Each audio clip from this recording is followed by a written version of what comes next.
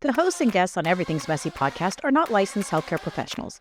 The discussions in our episodes are not personalized medical advice. Always consult a qualified healthcare provider for medical guidance. Never delay seeking professional medical advice or emergency assistance because of our podcast. We encourage consulting with a healthcare professional before making any significant health changes. By listening to our podcast, you agree to the disclaimer. Thank you for listening to Everything's Messy podcast. Hey, welcome to Everything's Messy podcast, where we celebrate the beautiful but messy life experiences that most, if not all, people go through. Get ready to embark on an exciting journey through the raw and unfiltered stories of everyday people. Here, we dive into messy realities of life, from making messy mistakes to triumphs and everything in between. Are you sensing a theme? That's right, it's messy. But this just isn't about the mess. It's about finding strength and resilience in the midst of it all. We'll explore how health, fitness, and wellness play a crucial role in navigating life's twists and very messy turns. And we'll challenge conventional systems, because sometimes the most unconventional paths lead to the greatest discoveries. Join us as we embrace the messy, beautiful, and endlessly fascinating stories. Each episode is a testament to the power of our messy journeys and the beauty that emerges from the mess. So grab your favorite beverage, coffee, sparkling water, whatever it may be, and prepare to be inspired. Are you ready? Let's get messy. Hey everyone, welcome back to another episode of Everything's Messy podcast. I am your messy host, Sarah, so I'm really excited for my guest today. I have with me Dr. Wendy Sellens Bronson, newly married, so I want to make sure that I add that. She is Doctor of Chinese Medicine, a clinical research, thermography expert. She's known as the Boobie expert. If you follow her online, she's at estrogen-free on her Instagram account. And we have to give a shout out to what I like to call her war buddy, Dr. William Hobbins, right? And it is such a treat for you to be here today. I have been following you for so long. We're going to talk about boobie health. We're going to talk about hormones. We're going to talk about progesterone. But I think, as we start, we talk about the mess. I think there's so much misinformation out there. I think people are bombarded every which way, especially women. I personally feel there's an attack on women coming from all directions. And I think you are a good source, a good resource, and a beacon of light to just sort of flip it and say, hang on. Why aren't we living like grandma? Why aren't we doing the things that grandma used to do? Why aren't we talking about it? Make it make sense. And so welcome, Dr. Wendy. I'm so excited you're here. Thank you so much for being here. Thank you. And I appreciate you because you actually took the information and made it work for you. Yes. Exactly. Yes. I mean, you had a harder time, and I want to get into that. Yeah. I want to get into that because you and I, in Chinese medicine, we're all different. Yeah. I have people that, see results so quickly. And then I have someone like you. It's going to take 2 years. Yeah. We all have the detox from estrogen. Every single one of us, children, men, across the board. We'll get into my Soy Boys book too. Yeah. Yes, I have all. Yes. And everyone's different. And let's address that definitely as we move through the topic. And anytime, interrupt me. Okay. Well, if you feel like someone isn't understanding what I'm saying, interrupt me. Any like that, you know what I mean? Or people sometimes I might get ahead of the conversation and I want you to stop me. Okay. No, we can do that. Yeah, mostly I'm hoping to just bring another part of the conversation for maybe women who are starting on this estrogen-free journey. Absolutely. They're starting to realize how important and how much we've been lied to from every side. Yeah. And I want to address that. Because it's very difficult being a researcher. It's every day's a battle. It causes a lot of issues in my life because I have to get up and be strong. And these doctors, these alternative doctors, influencers, they're the worst. They're very uneducated. They don't understand or acknowledge physiology and cancer statistics. So they don't want because it doesn't fit their narrative. It doesn't. It's a narrative. Yeah. And I want to remind people, when you control a system, you control both ends. Right. They control the Western side. Let's say they control the alternative side, or what has been referred to as the natural side. Right. People think they slap the natural word on it and somehow it's okay, and they don't dig any deeper. it's this, and that's what we're going to discuss Yeah. because I'm the researcher. Yeah. Yeah. Let's get into it. Yeah. So Well, do and not let me just believe say it. really quick, Oh as yeah. we kind of wrap up October, we all know October being health awareness and all that kind of stuff. You and I have talked about, everything has a pink ribbon on it. All of these foods, all of these things support the cause. And look, I am all about supporting the, correct information for breast health. But when you're slapping a pink ribbon on a substance, or I don't even want to call it food because it's really not food. No. But when you're putting a pink ribbon on that and you think you're doing right and you're, selecting a good choice for yourself, and it's not, it's the worst you can do. We talk about soy, hummus, all of these things that seem to have this pink ribbon on it. Right there is the start of just the misinformation. Yeah, and that's what we're going to get into is the phytoestrogens. They are the single largest contributing factor to estrogen dominance and risk of everything hormone, all the hormone Right. chaos. So what I wanted to say is it's so difficult being the researcher because I didn't want this role. I did not know this was going to happen. Do you think I want to wake up every day and actually share physiology and my thermographic research? And be attacked for it. What is that? But I mean, I understand why I'm attacked by all the doctors because they have to continue the narrative because they Sure. have to keep everyone sick so they, Sure. they can continue, that hamster wheel that everyone's on. But it's the alternative doctors. Yeah. They Yeah. just changed, they took off medical, slapped a natural, and they're selling the same thing. Right. Well, and I think we talked when you and I were getting to know each other, you had said, I have been offered all of these products to support, and you could have, been a bajillionaire by now, but you are so heavily invested in the product itself and what it is doing to women. And again, the attack on women because of these kinds of products. Yeah. You have the integrity to say, no, thanks. That's not who I am. But yeah, and there's nothing to sell. Like right. when I opened up my clinic, we didn't have supplements because we're Chinese medical doctors. Your formula has to be customized for you. You and I are very different people. Like we Right. have the same issue, very different how it's treated. Right. So I sold all organic. I opened the first organic bath and body clinic 17 years ago in Solana Beach. And it was before anyone was even using organic or considering it. And because our skin's the largest organ. Right. So if our skin's the largest organ, we're still, number one is our diet, how Right. we're getting the estrogen is the diet, but number two is going to be our skin, right? Well, and let's be specific. When you're talking about organic, not only is it the products that are going, or the chemicals that are going into it, or chemicals probably a bad word, but the ingredients that are going into it, but also the non-estrogen components that are in the product. That's really what I want the women to focus on. Yeah. Well, I want to start with saying all of this is because of Dr. Hobbins. So let me introduce Dr. Hobbins so people understand it's not just me. This is 50 years of research. So, and then my partner, whose father, I don't want to put the cart ahead of the horse. So let me. No, please go. Please. Yeah. Yes. Okay. So let me explain who Dr. Hobbins is really quickly. So Dr. Hobbins graduated from Northwestern Medical in 1946, second youngest gentleman to ever graduate. He was such an incredible surgeon. They made him head of ER. Wow. At 21 years of age, largest hospital in the United States with 800 beds. Wow. He's so proud of that. Sure. And he says the reason why doctors are so uneducated. So when he was passing away, he would, he was at the hospital, and before he knew he was dying, and he's 95 when he passed away. So he's like, Wendy, never go to the hospital. They'll kill you. I'm like, oh my God, what am I going to do? And I'm like, stop telling me this. He's like, the ignorance of these doctors is astounding because what did they do with the new Rockefeller model of medicine is they removed autopsies.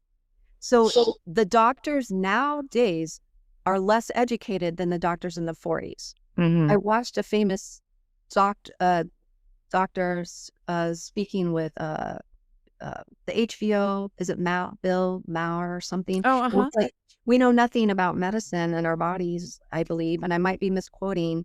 And I thought that was frightening because we actually do. Yeah. Chinese medicine, 5,000 years. And what I teach, what Dr. Hobbins teaches is classical Western physiology. Because if you follow classical Western physiology, they've rewritten physiology. Right. It's completely rewritten. Right. And we're going to get into the booby traps, Yeah. those guys, right? Yeah. So if you actually follow classical Western physiology, it matches Chinese medicine. So these doctors, either they're very ignorant or they're deceiving you and pushing the agenda. Yeah, they're part of the system. They are the system. And this includes the alternative. So I'll go back to Doc. So Doc graduated. He did studies in Johns Hopkins. He won with his. He is recognized as the leading researcher. Was given a lifetime achievement award for thermographic research. Now, what people don't understand. So people want to always attack the research. Right. Thermography. The problem is thermography is not being performed correctly in the United States. So that's a whole other story that I want to get into another day, because let me explain what the original Western doctors set up. So all these people are thinking they're getting thermography. They're not getting thermography. Doc was one of the original founding members of the AAT. They kicked out all the Western doctors. Doc said everyone should be able to, all types of doctors, acupuncturists, veterinarians, and chiropractors should be able to use thermography. So he started the IACT, founded and funded. Wow. They no longer are meeting the minimum standard requirements. So in 2012, we documented that. We filmed them the whole time we were there. Not secretly, we filmed them. And we have all the evidence that they are no longer meeting the minimum standard requirements. Doc actually spoke. He actually requested that I teach breast thermography. They denied, so we broke off again and started Women's Academy of Breast Thermography. Really quick, tell the listeners exactly what is thermography. Yeah. So in the 1960s, mammography and thermography came out at the same time. They all came out at the same time after World War II. So in World War II, you had thermal imaging, you had X-ray, and you had sonography. So what they do is they flip those into medicine, right? Right. Imaging. Right. So thermography and mammography came out at the same time. So all the Western doctors, medical doctors in the 60s were studying mammography and thermography at the same time. So, so Doc actually won awards for his research in mammography. Okay.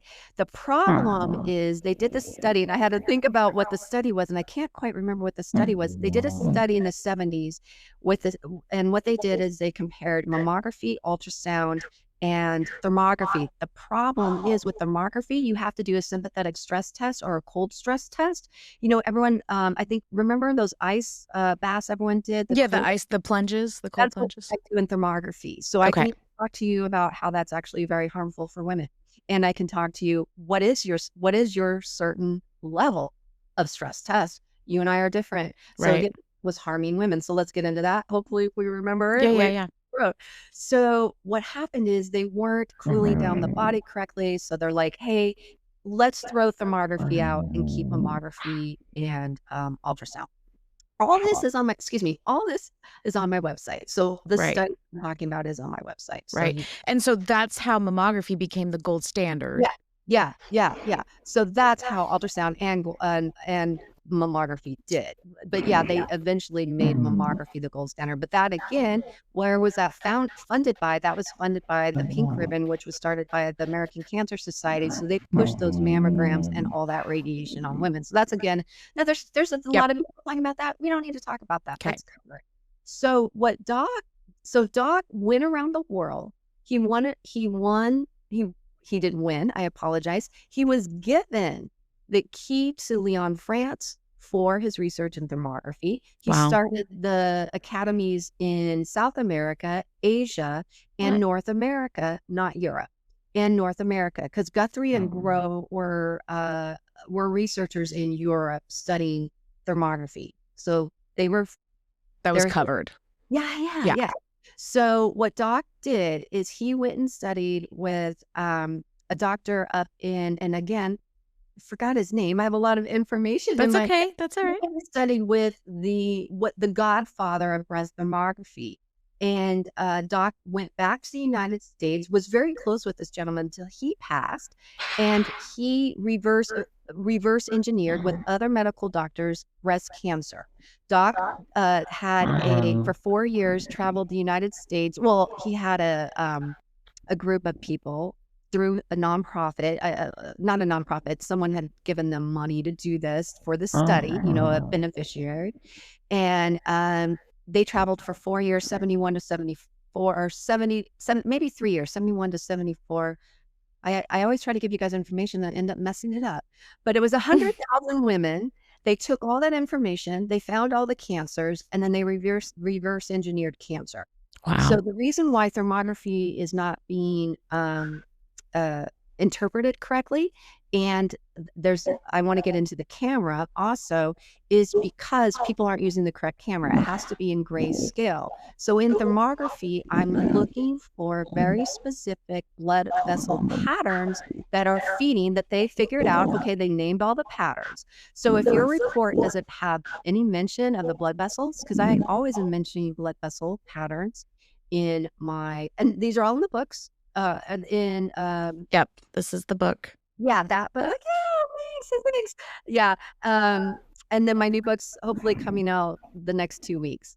Second edition of the Booby Trap. Excuse me. Yeah. So I have several books. Ladies, take 1 minute and make sure you get the research book and not you have the second edition. This is the first edition. These are what I called the Boobie's Boutique books. My patient women, I'm sorry, women are so cute. So I write this book and they were like, and you want me to read this? I did. Guilty. I did. But I'm sort of a nerd that way. I'm sort of a nerd I am that too. way. I read. And then so what I did is I created all the Boobie Boutiques. Right. So then I had to take out chapters of the book and create the Yes. other books. So ladies, just make sure you're getting the correct book. So this book, this is now almost triple the size. Tons of new information.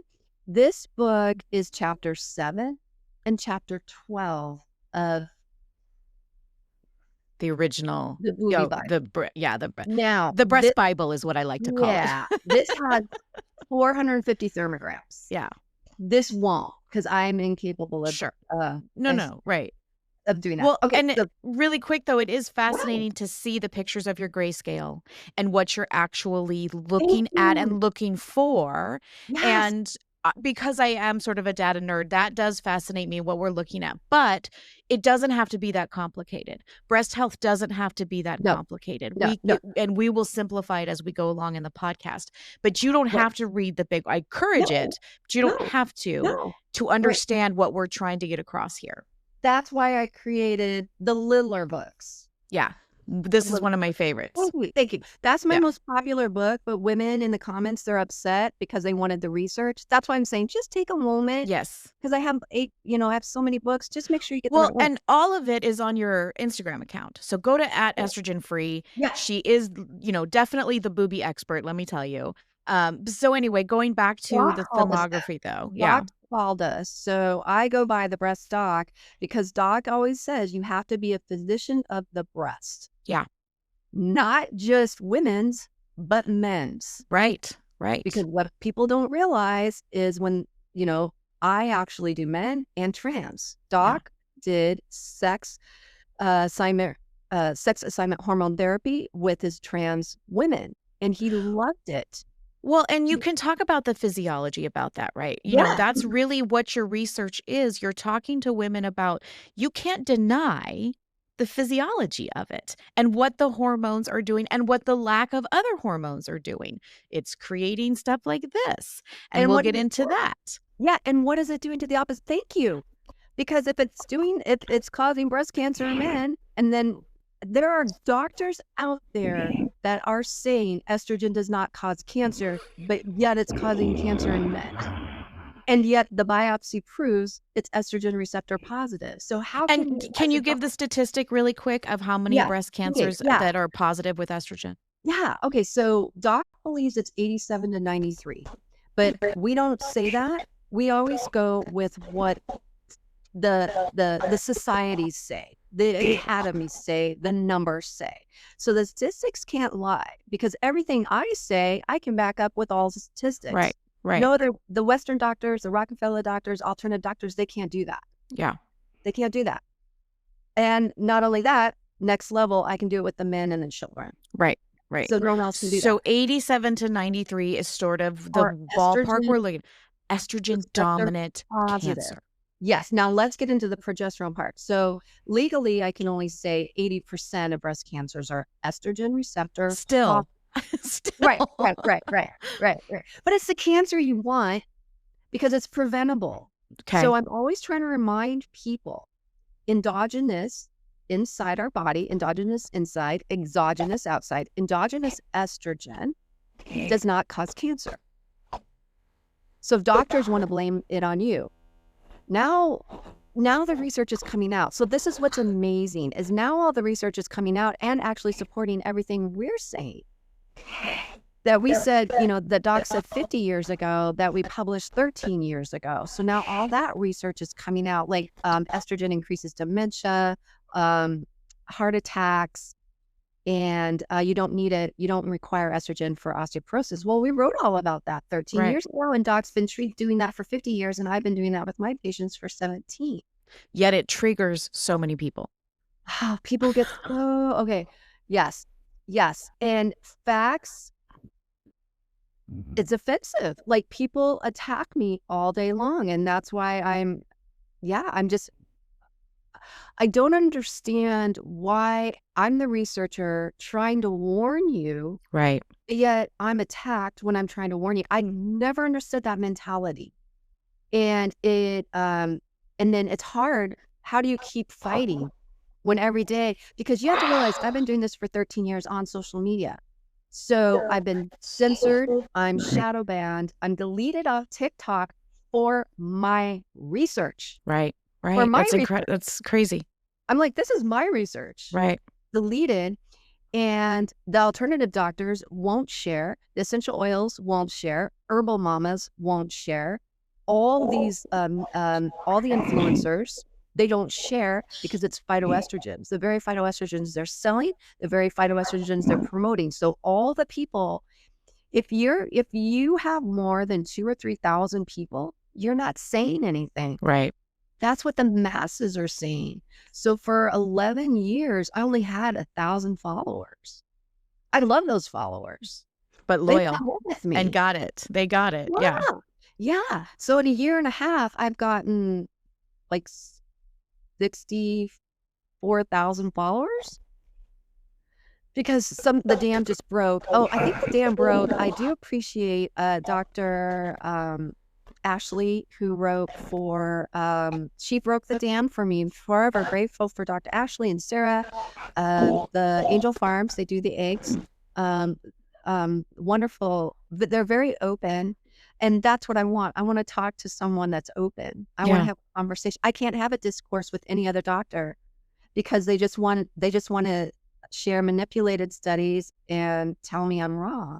And truthfully, it comes down to their paycheck, let's be honest, and who's funding, the products that they're repping and all this kind of stuff. And I think that's another thing that women are almost, it feels like they're afraid to admit, or they're afraid of the science because we, like I mentioned earlier, we're getting attacked in every angle. And that includes shampoos, candles, pots and pans, food, soaps, oils, everything. And I will admit, many, many years ago, I was very much a believer in essential oils.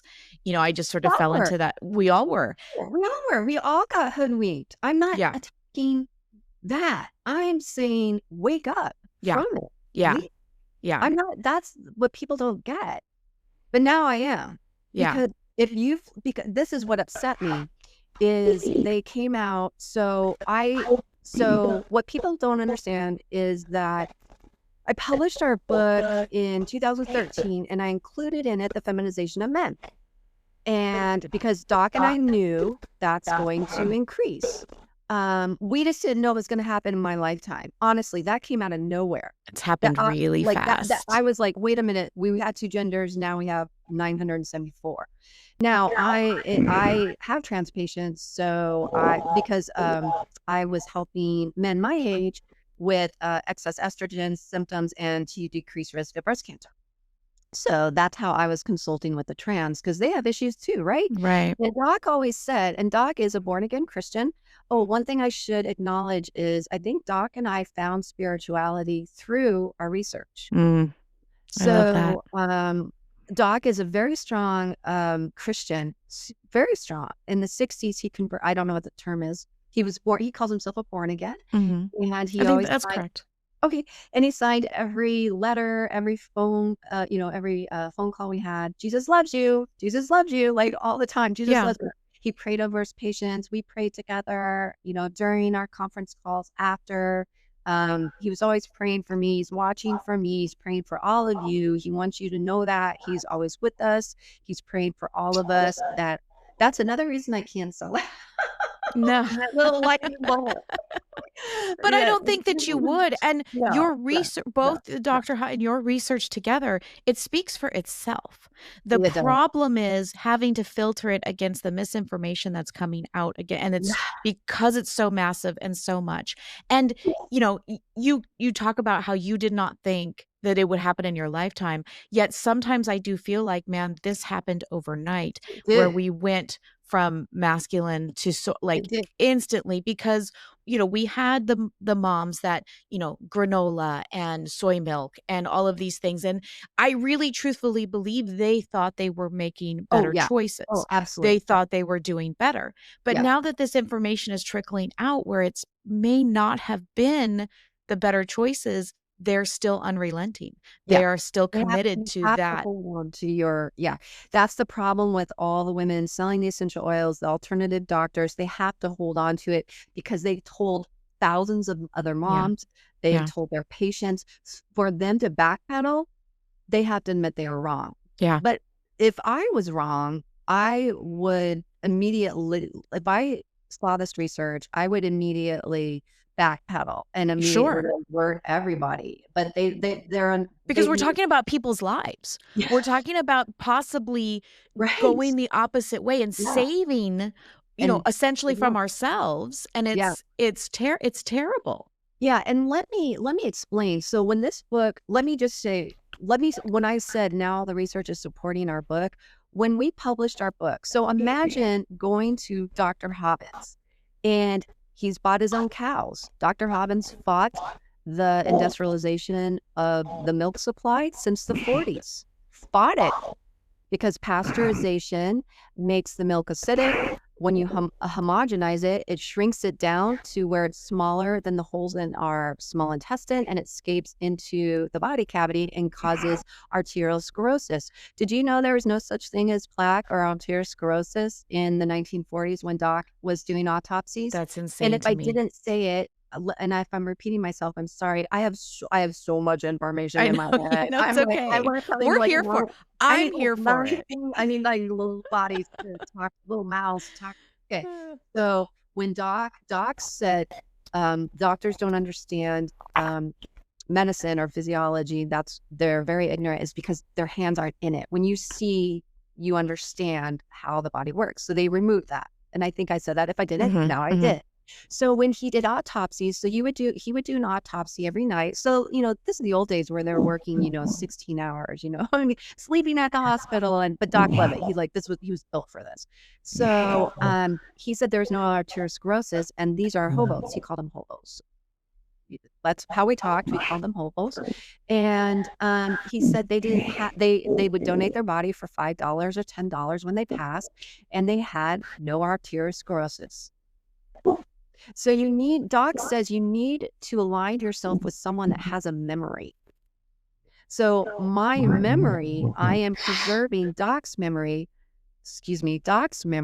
in our books. So that's Right. why it took me 5 years to write this, because I had to get all this information, Sure. put it into the book. So this is how Doc treated his patients. Sit outside with the sunrise every morning. This is since the 70s, the 60s. Eat tons of cholesterol, eat liver. He believes the reason everyone is sick is because they don't eat organ meats anymore. We used to eat grandma, eat organ meats if you want to be healthy.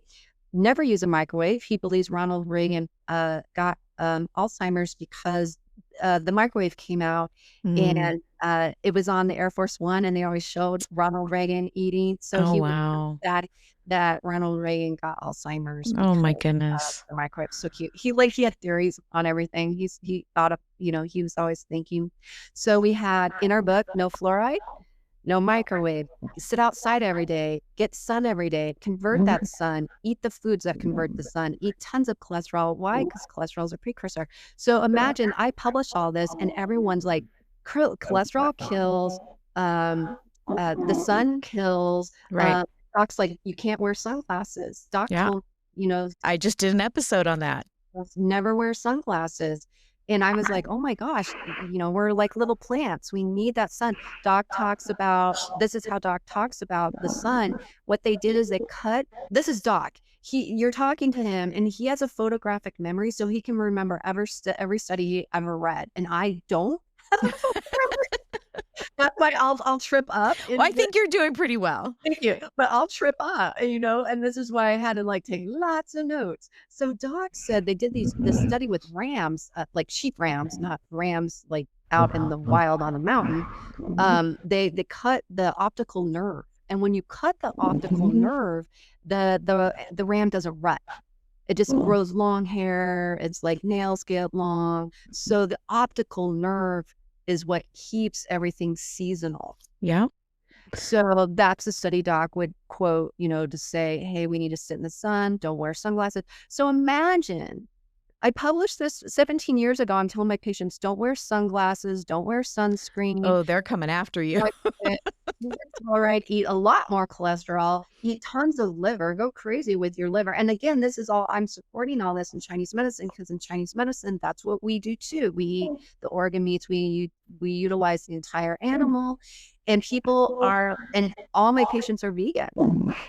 I want to say the majority of my patients are vegan at 60-ish, more than 50, because this is 2008. So when the trend was super Southern big. California. Yeah, okay. And then on top of it, why did I open up an all-organic Bath and Body? Because none of us are using xenoestrogens. I've been xenoestrogen-free for over 20 years. And can you talk a minute the difference between xenoestrogen and phytoestrogen? Just give a quick question, published question. So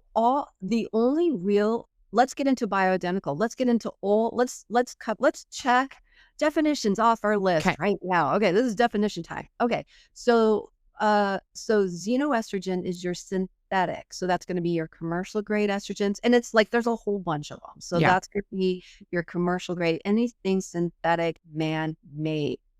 Phytoestrogens are the plant estrogens. Okay, so people are stunned to learn that plants have hormones because they want to blame the animal, that the animal has hormones. No, the animals are like us. They're hormonally balanced. How did the animal get to have high levels of estrogen? By consuming the flax and the soy and the red clover. Red clover was the first study, I think in the 50s, that people recognized where the sheep were becoming sterile or fertile because the sheep were, and this is 1952, 54. I can't remember all my studies. Again, it's all in the books, that they recognize the phytoestrogen component.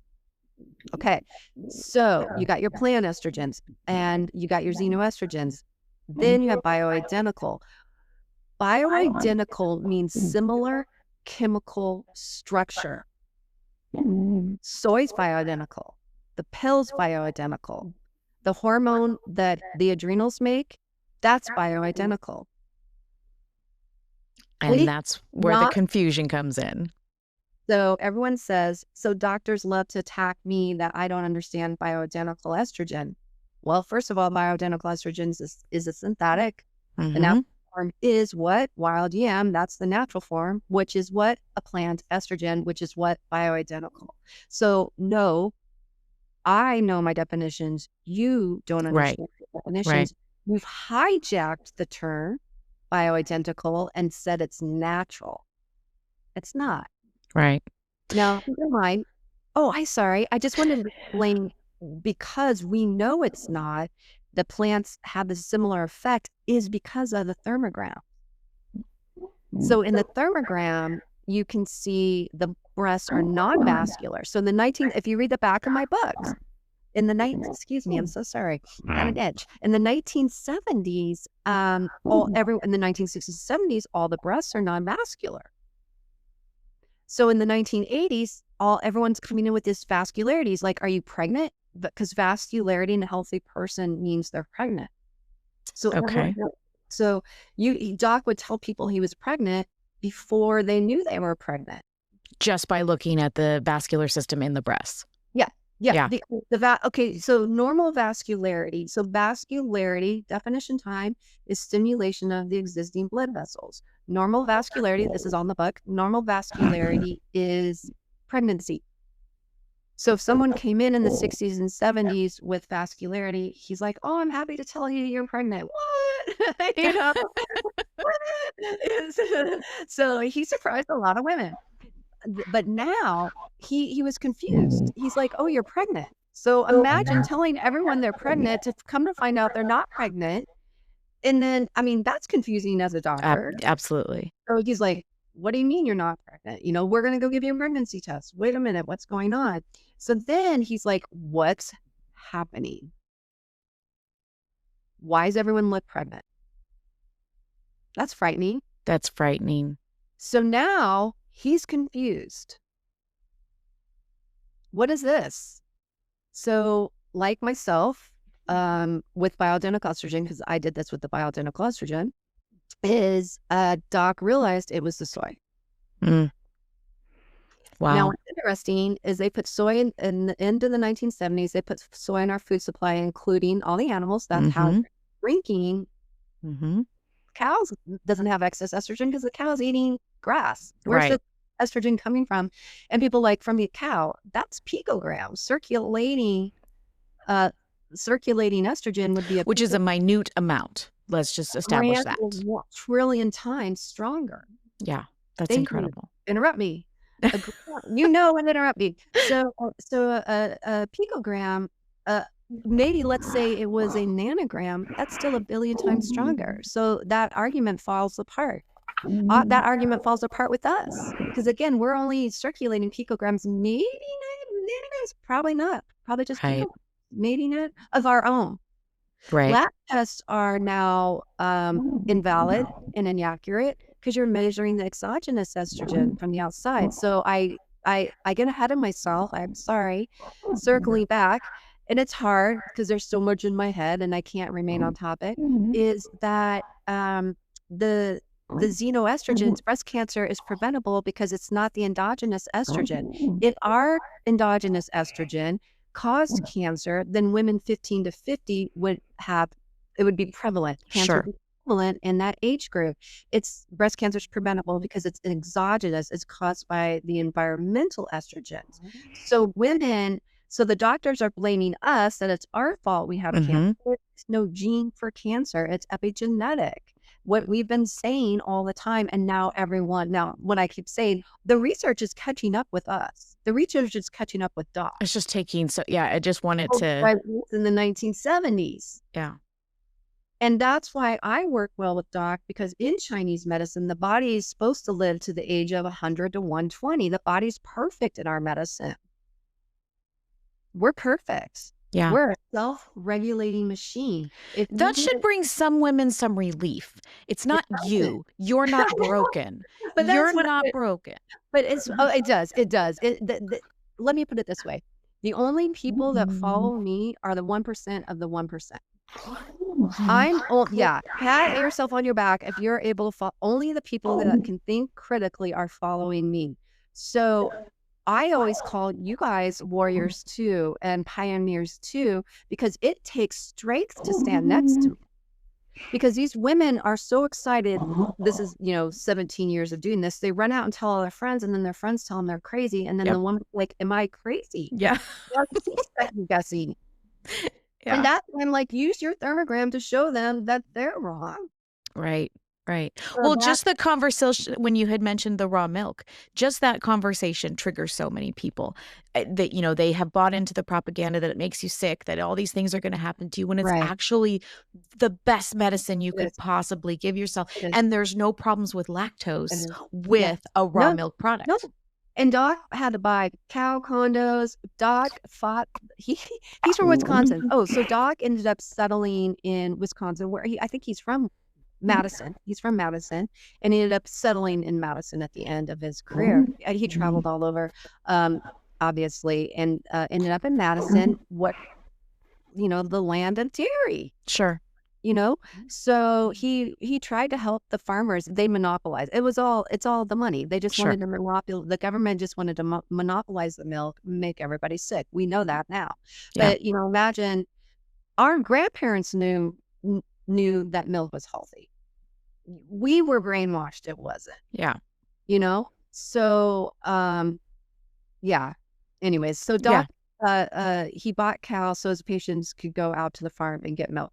So Doc, a lot of the times, Doc healed with nutrition, because the number one way to heal yourself is by what you put into your body every And you day. write about that. Use your food as medicine. You write about that. That's what we said when we were kids in the 70s, food's medicine. That's why I never supplemented. Because I grew up in Alaska, people call it homesteading. We called it subsistence in Alaska. So I was born and raised in Alaska, where we fish and hunt and live off the land, and we subsidize. That's called subsistence.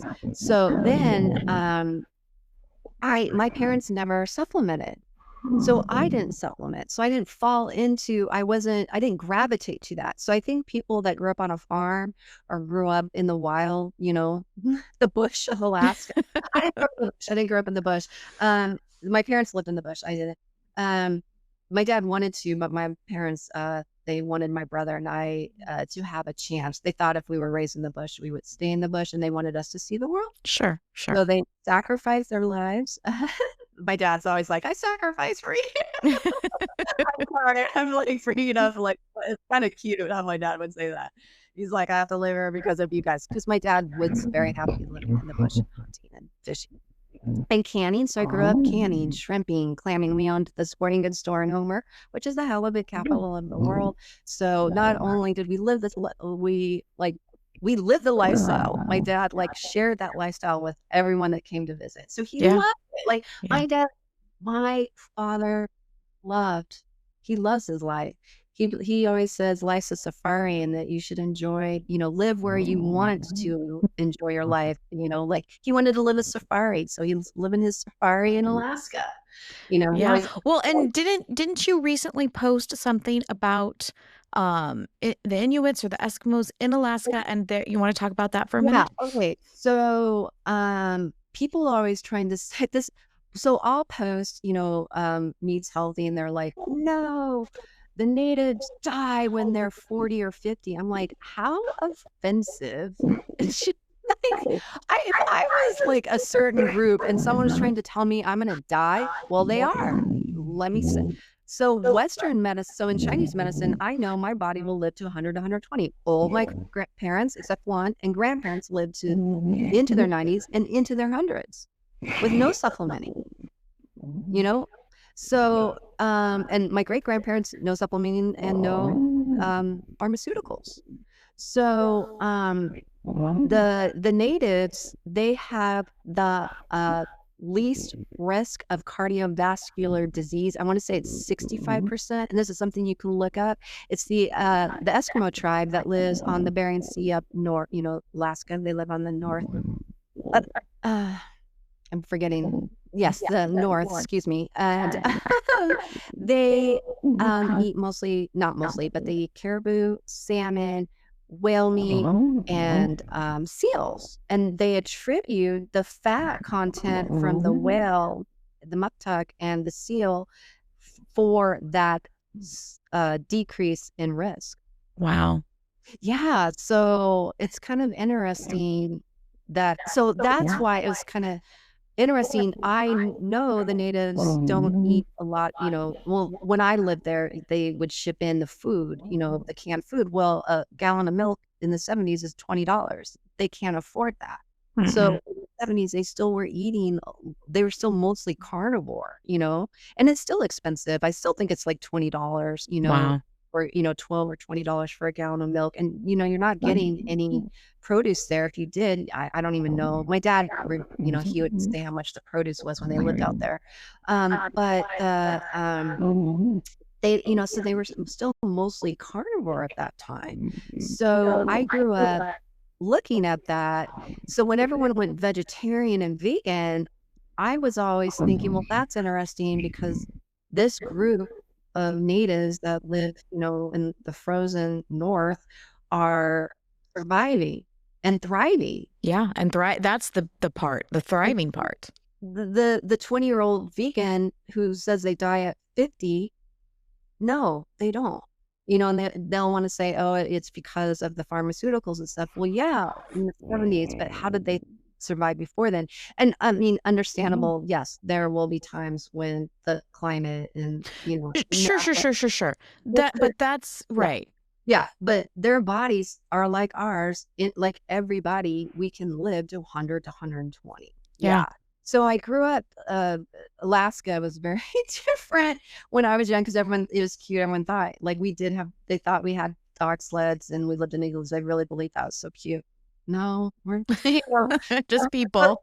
we did eat weird, like we ate moose burgers and salmon patties and caribou and moose steak. My dad loves, I show you how to make my dad's moose loaf and caribou steak and, the pot roast with the moose.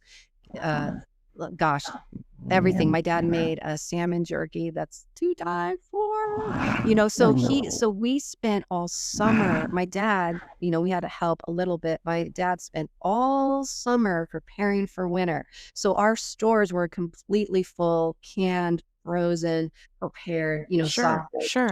And so you're getting your omega-3s, you're getting your, Yeah, good fat, you're getting the cholesterol that you yeah, need. And that's, people are terrified. They've made everyone terrified of cholesterol. They yeah. keep moving the goalpost further and further down, saying your cholesterol is too high, your cholesterol is too high. It's the They didn't. standard. Yeah. What's that? You correct. Yeah. They kept moving the goal, and that's what Doc says in the book. Yeah. So my cholesterol, I use myself as an example. My cholesterol is usually around 220 to 250, and you want it around that 250. And Doc gives and I can't remember because I haven't spoken about this for years. He gives you divide. I can't remember. You divide something into something, so you Hmm. don't ever want to worry about your HDLs and your LDLs. Right. It's the ratio. Yeah, and it's the triglycerides. So I don't even like to talk about it. So let me waste our time. There's so many other wonderful experts that say that, but what I'm acknowledging is our book, everyone just finally caught up with us Yeah. because of Doc's knowledge of physiology, of food, of chemistry, of botany. That's people don't realize. They attack me that I don't know anything, but I'm the only one that is acknowledging botany, physiology, chemistry. Right. When Doc and I talk, he's like, okay, so this is how you make this. You remove the OH group and the carbon molecule. Like, so Doc is always talking to you in because you have to have, I do have an undergrad in BS, so I did have to do like chemistry, organic history. I don't remember all of them, right? But I had to take all, because I was actually going to go into nursing, so I was pre-med too. So I had to take all those classes so I could follow, but I wasn't, he's much better at that with his little photographic Well, memory. and thankfully for our sake, you went the other direction. So, and I know you have a little list of some points that you want to check off. Yeah. So give me So, a yeah. couple. Okay. So the number one thing is avoid thermography. So, because there's no Doc named me the highest trained interpreter in the United States. So what people don't realize is Doc made a mistake and he admits that. We talk about all these things as he aged because you can only look back and realize what you did wrong. So what Doc didn't real what Doc believed in people more than he gave them credit. Did I say that right?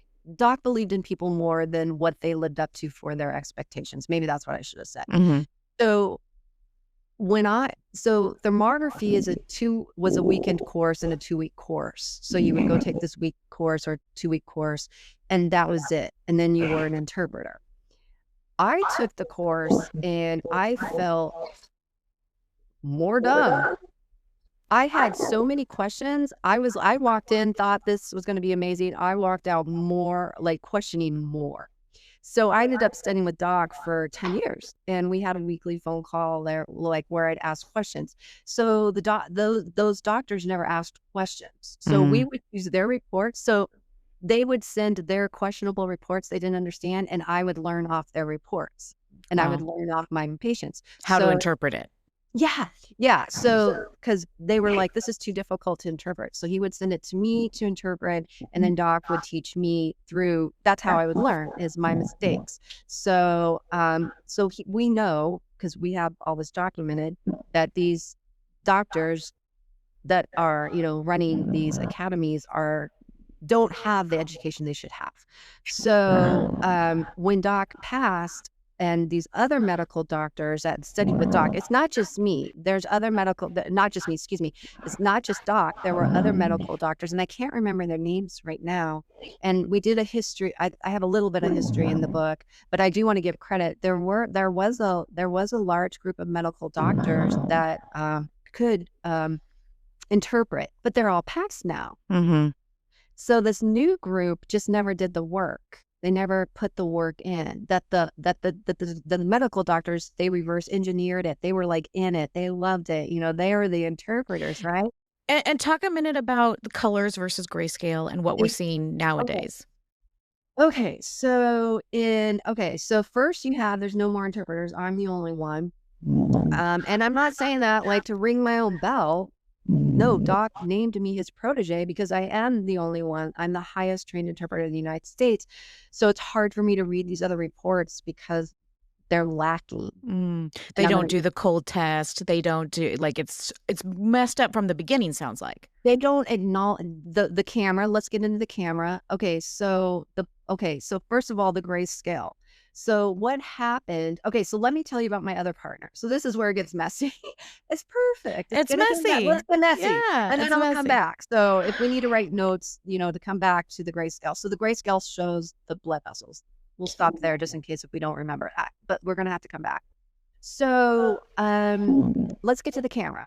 So my partner's father invented the first digital infrared camera. Digital. So everything was analog. So all of the thermal cameras and saunas are now based off of my partner's father's invention. So you have to have a third party. The machine has to be calibrated, and you have to have certification from a third party. That's my partner's father. He did that for decades. Okay. Because he's the inventor. Okay. So that's why Fleur worked very close with Maurice Bales as the certification. Okay. Right. So Fleur is considered the best model nowadays, but the contract with the military was with Maurice, because Maurice invented the machine. So Maurice, this is where it gets weird. Oh my gosh, I forgot this part. Okay, let's take some water, and I need a breath. Okay. Good. This is where it gets good, guys. Okay, gossip. This is weird. I believe I was raised, you're put on this earth to make a difference in this world, whatever that is. Art, books, teaching, mother, father. Okay. That's how I was raised. So I went to high school in Anchorage. I graduated from West High. The inventor of the first ever digital infrared camera graduated from where? West High. West High. Okay. I'm sorry. That's bizarre. Yeah. Especially, I don't believe in coincidence. So that's bizarre. In 1966, 67, 68. I'm living in Long Beach, New York, because I'm going to go to Chinese medical school. That's a whole other story. I don't even want to talk about it. So I'm living in Long Beach, New York, getting ready to go to Chinese medical school. Let's just skip straight. It doesn't work out. I then move all the way across the country to go to school. I'm specializing in orthopedic acupuncture. I love pain. So I originally wanted to be acupuncture. Doc is an orthopedic surgeon. Okay. Doc is a surgeon. He can do any type of surgery. except for sexual reassignment. He never did sexual reassignment because it had to be specialized. But Doc can do any type of surgery because he was an ER surgeon for decades. Then he was in the Korean War. They made him a thoracic surgeon. I don't know why. I can't remember the story. So then now he's an orthopedic surgeon. So now he's loving ortho. I love ortho.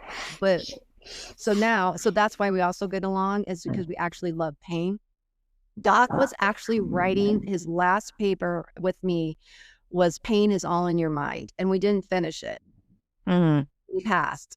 But pain is all in your mind. There is no pain receptor. Interesting. It's fascinating. So I transferred to San Diego. So I decided to go to school for this orthopedic program, and that's where I'm specializing in. Is they have an orthopedic program where I got to be an athletic trainer at UCSD. It's fast. I loved it. Absolutely loved it. Super easy. I love it. Like, it's so easy to fix pain. So easy. Go to an acupuncturist that specializes in pain. You guys will like change your life. All right. I just have to plug that. My partner is the #1 acupuncturist in San Diego because we opened up a clinic for pain. So I met my partner, Dr. Bells, who you see in The Truth About Cancer, because of his father, at that school. So he walked into my house because I would have a party at the beginning of every semester. I had a party for all of us, like welcome us back, because it's like a 4-year program and it's a hard, you're just tired. And I had my first party and had all my fishing pictures up in my room. And he's like, "Oh my gosh, are you from Alaska?" And that's how we met. Wow. Very cool. And cool that's story. our story. So like Martin's always up fishing. He goes fishing every year with his dad in Alaska. So they live actually in California. So, and that's how I met Dr. Bales and Maurice. So that's how I have technology. So they're untouchable. The Bales, you can't touch them. No one can touch them. They are the top of the pyramid. Then you've got Doc. He's the top of the pyramid. They're untouchable. These people are untouchable. I just got lucky. And put that's why I say every single choice I ever made, isn't that crazy? Yeah. Like, I was really upset I didn't get to go to school in New York. I'm like, I'm going to San Diego. But you were meant to do. Absolutely. Yeah, this was supposed to be your trajectory. Now for sure. you can do that. Yeah. Now you can do that. Now we're like, that's just weird. Okay. The two people that now, are. But your paths had to cross. They had to cross. Oh my God. Yes. So when you hear FDA approved in 1979, no, it's not thermography, people. It's the camera. The camera. Okay. Thermography was never FDA approved. It's the camera. So you have to have an optical line. So what happened is, because thermography is not regulated, what happened is the MD thermography's, that's a whole, I don't want to get into it, and I'm not going to get into it unless Martin's here, because I need him as backup, to back up the things. And that's good. And that's good. But I'm not getting into that conversation. But we've established using the correct camera, which a lot of people are not. Yeah. And then we've established it has to be interpreted into grayscale, which people are not. They're using red and yellow and green and all of these other colors that aren't really giving us the information that we need. And you can't compare the color. I cannot say this enough. You cannot compare the color. You can only compare the grayscale. Right. And what it's showing vascularly through grayscale. Yes. Okay. The hot spots that you're seeing are caused by the blood vessels. Okay. Hypothermias in the color are caused by the blood vessels. Okay. So you have all these people saying, look at the difference. They're uncomparable. I almost took them out of my reports because it almost causes more confusion. People are like, no, it looks better. It looks worse. And I'm like, you can't. But you're not looking at anything. Yeah. And it's like, and I'm doing my best to export the best possible image for that patient. It's all the grayscale. So even women that are choosing to opt not to have the mammogram, they're going to somebody that they think is reputable to do the thermography. It's still not giving them a true picture of what's actually going on, especially if they're missing the cold test, especially, all of those things. Yeah. So the only reason I would, if you want to spend this money, because it's a couple $100, $300, $200 to $300. If you want to spend the money, don't look at the report, don't look at the color, just look at the gray. And like take your little, or on your computer or whatever, take your computer and look at the difference between the gray if you want to get an idea of your risk. Because the interpreter, the girl doing it, she doesn't know what she's talking about, unfortunately. And I'm not being mean. And No, that's why thermographers don't like me. Why don't thermographers like me? Because you're telling them that they're not trained like they should be. Yeah. And that just goes back to the misinformation that's out there. Yeah. So when we move from thermography and we are now into like the next part of the equation, which we've talked about the xenoestrogens, the phytoestrogens, and that kind of stuff. Now we're talking about, you had mentioned earlier, you're not selling a pill for, getting rid of your estrogen. No such pill exists. Doesn't exist. Your message is you need to remove the xeno and phytoestrogen and live an estrogen-free life. And that's why you say it's preventable. Yeah. So take from there. Okay. So and I've been offered money for all this. I'll just say that. So, because think about it. I wrote this book, I'm the interpreter. Wouldn't it be amazing if you could use these images and prove that, this worked? And let's get into all the ones that they say they claim work, because this women want to know this. Let's get into all that. But first, you know what I think we should do, Sarah? A lot of women, how Rockefeller medicine, and I'm saying that because this is not medical doctors. These are, Doc is a classical Western medical doctor. This is not classical Western medicine. Classical Western medicine is actually beautiful. Right. I don't, the surgeries alone are amazing. Right. Now, not in the old days, not right.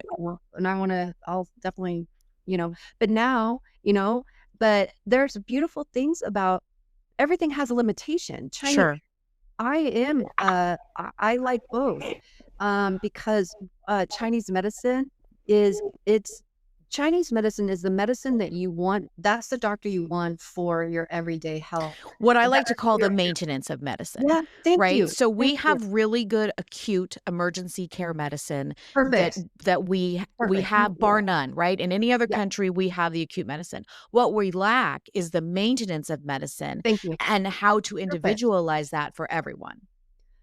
Beautifully said. Couldn't have said it better. Okay, thank you. So, but let's get into what did they do wrong? Rockefeller medicine lumped aging into menopause. So these women are having meltdowns on my page about osteoporosis, heart, skin, bones, eyes, dementia. That's aging. That has nothing to do with hormones. But that's what they're being told. That's what they're being told. What's heartbreaking. So they're like, take this pill, take the estrogen. And, it's not working. Heart disease is the #1 killer of women. Why? Because estrogen has a clotting factor. Yep. Right? Mm-hmm. And women can't acknowledge that. No, I need it for my heart. No, it's creating It's hurting you. Yeah. Mm-hmm. It's causing the fibroids, the PCOS, and let's get into PCOS. Let's get into that. I think you wanted to discuss something before that. I'm so sorry. We went off on No, that's okay. Keep going. No, because now I'm going to go into PCOS, and then I'm going to go into the clotting factor that I'm also concerned with, like the deprivative air and all that stuff. What did you just say before this whole, I got us off the tangent of aging? What were we talking about? I don't know. It left the, no, that's okay. Your poor listeners are going to be like, dang, but it ends up, we'll circle back. I'm pretty sure. Full circle. I truly apologize. No, please don't. Please don't. Thank you. I try to stay on topic, but it's like I have men, children, trans. I have everyone in my head. Right. Thermography, plus all this other stuff. So, where do you want to go? We could talk PCOS. So first I would really like you, so just expound really quick. When we were talking about the xeno and the phytoestrogens, why don't you tell everybody really quick the flax the amount of flax to equal to one. Okay. Yeah, let's get into that. Okay, so this is a good story. Okay, so my first study ever was flax because I was like you. Like Doc kept saying, get it. Okay, so I always, okay, so Doc and I have a very respectful relationship because in Chinese medicine, you are never the doctor until the doctor tells you you're the doctor. That's not how Western medicine is. So I Right. have like very respectful, I'm very respectful with my Chinese medical doctors and I'm very respectful with Doc. So Doc was always saying, I did everything he said because I'm still the apprentice. Sure. That people forget herbology. Everyone thinks they can be an herbalist. Oh, no, you can't. I'm not even an herbalist. That's how difficult herbology is. My herbalist, he was the best herbalist at our school. That's why I went into business with my herbalist. I was like, that guy, that's who I want to work with because I was now studying. I didn't have time to learn the herbology. It's a complete pharmacology. So in Chinese medicine in China, Tui knot is massage and manipulation, herbs and acupuncture. You have different schools. In America, they lump it all into one school in years. And Yeah, like, that tracks. like acupuncture, it's not difficult to learn. You've got your Tui knot and your manipulation, which the chiropractors made it illegal for us to even manipulate. But actually, our way of manipulating is much safer on the body because we do Tui knot massage, gua sha cupping. So that's that branch. And then we've got pharmacology. So I took herbs for 4 years, and I'm telling you, you have to learn every herb. It's 360 herbs. You have to learn all the properties, all the positive properties, and then how to raise those properties, make them more beneficial, more significant, and decrease the side effects of the negative properties of the herbs. Herbs have negative properties. Then you have to learn what herbs work best for each other. Then that's not it. Then you've got all the different types of bodies out there, because you've got hot, cold, dry, yin, yang, and then we have like 5 stages. So then you've got all this other stuff that you have to make sure the herbs work with those people. Needless to say, very complex. It's pharmacology, right? So you're a pharmacist. So, okay, so I'm a pharmacist. I'm a chiropractor. I'm a nutritionist. Oh, and nutrition. So we believe foods have properties. Right. Let's get into cold. Let's not forget to go into cold. So you have so it's a lot. So going back to the phytoestrogens, I'm an herbalist. I know these herbs have side effects, right? One of them being estrogen. From a Western standpoint, in Chinese medicine, we don't recognize that. But from a Western medicine, we understand that, right? So it's nice. You kind of learn both sides of everything. You really have this, like, once you learn the Chinese part, which is very difficult to overcome, the first year they're like, this is so cute. The first year of Chinese medical, their school, you're going to be so screwed and miserable. Just hang on. Yeah. And it takes about a year for your brain to like finally adjust and start thinking in Chinese medicine. So I still think in Chinese medicine, but I was trained for 10 years in Western medicine. So I have this like really nice blend, you know what I mean? But I still do a lot of diagnosis in my mind in Chinese medicine, but also, and Western. So it's a really nice blend to have that, So flax. Okay, so Doc kept saying, get everyone off flax, get everyone off flax. I'm like, why? Well, it's 20, and we have all the research. So all this research was available to us in 2008. It's 20 times stronger.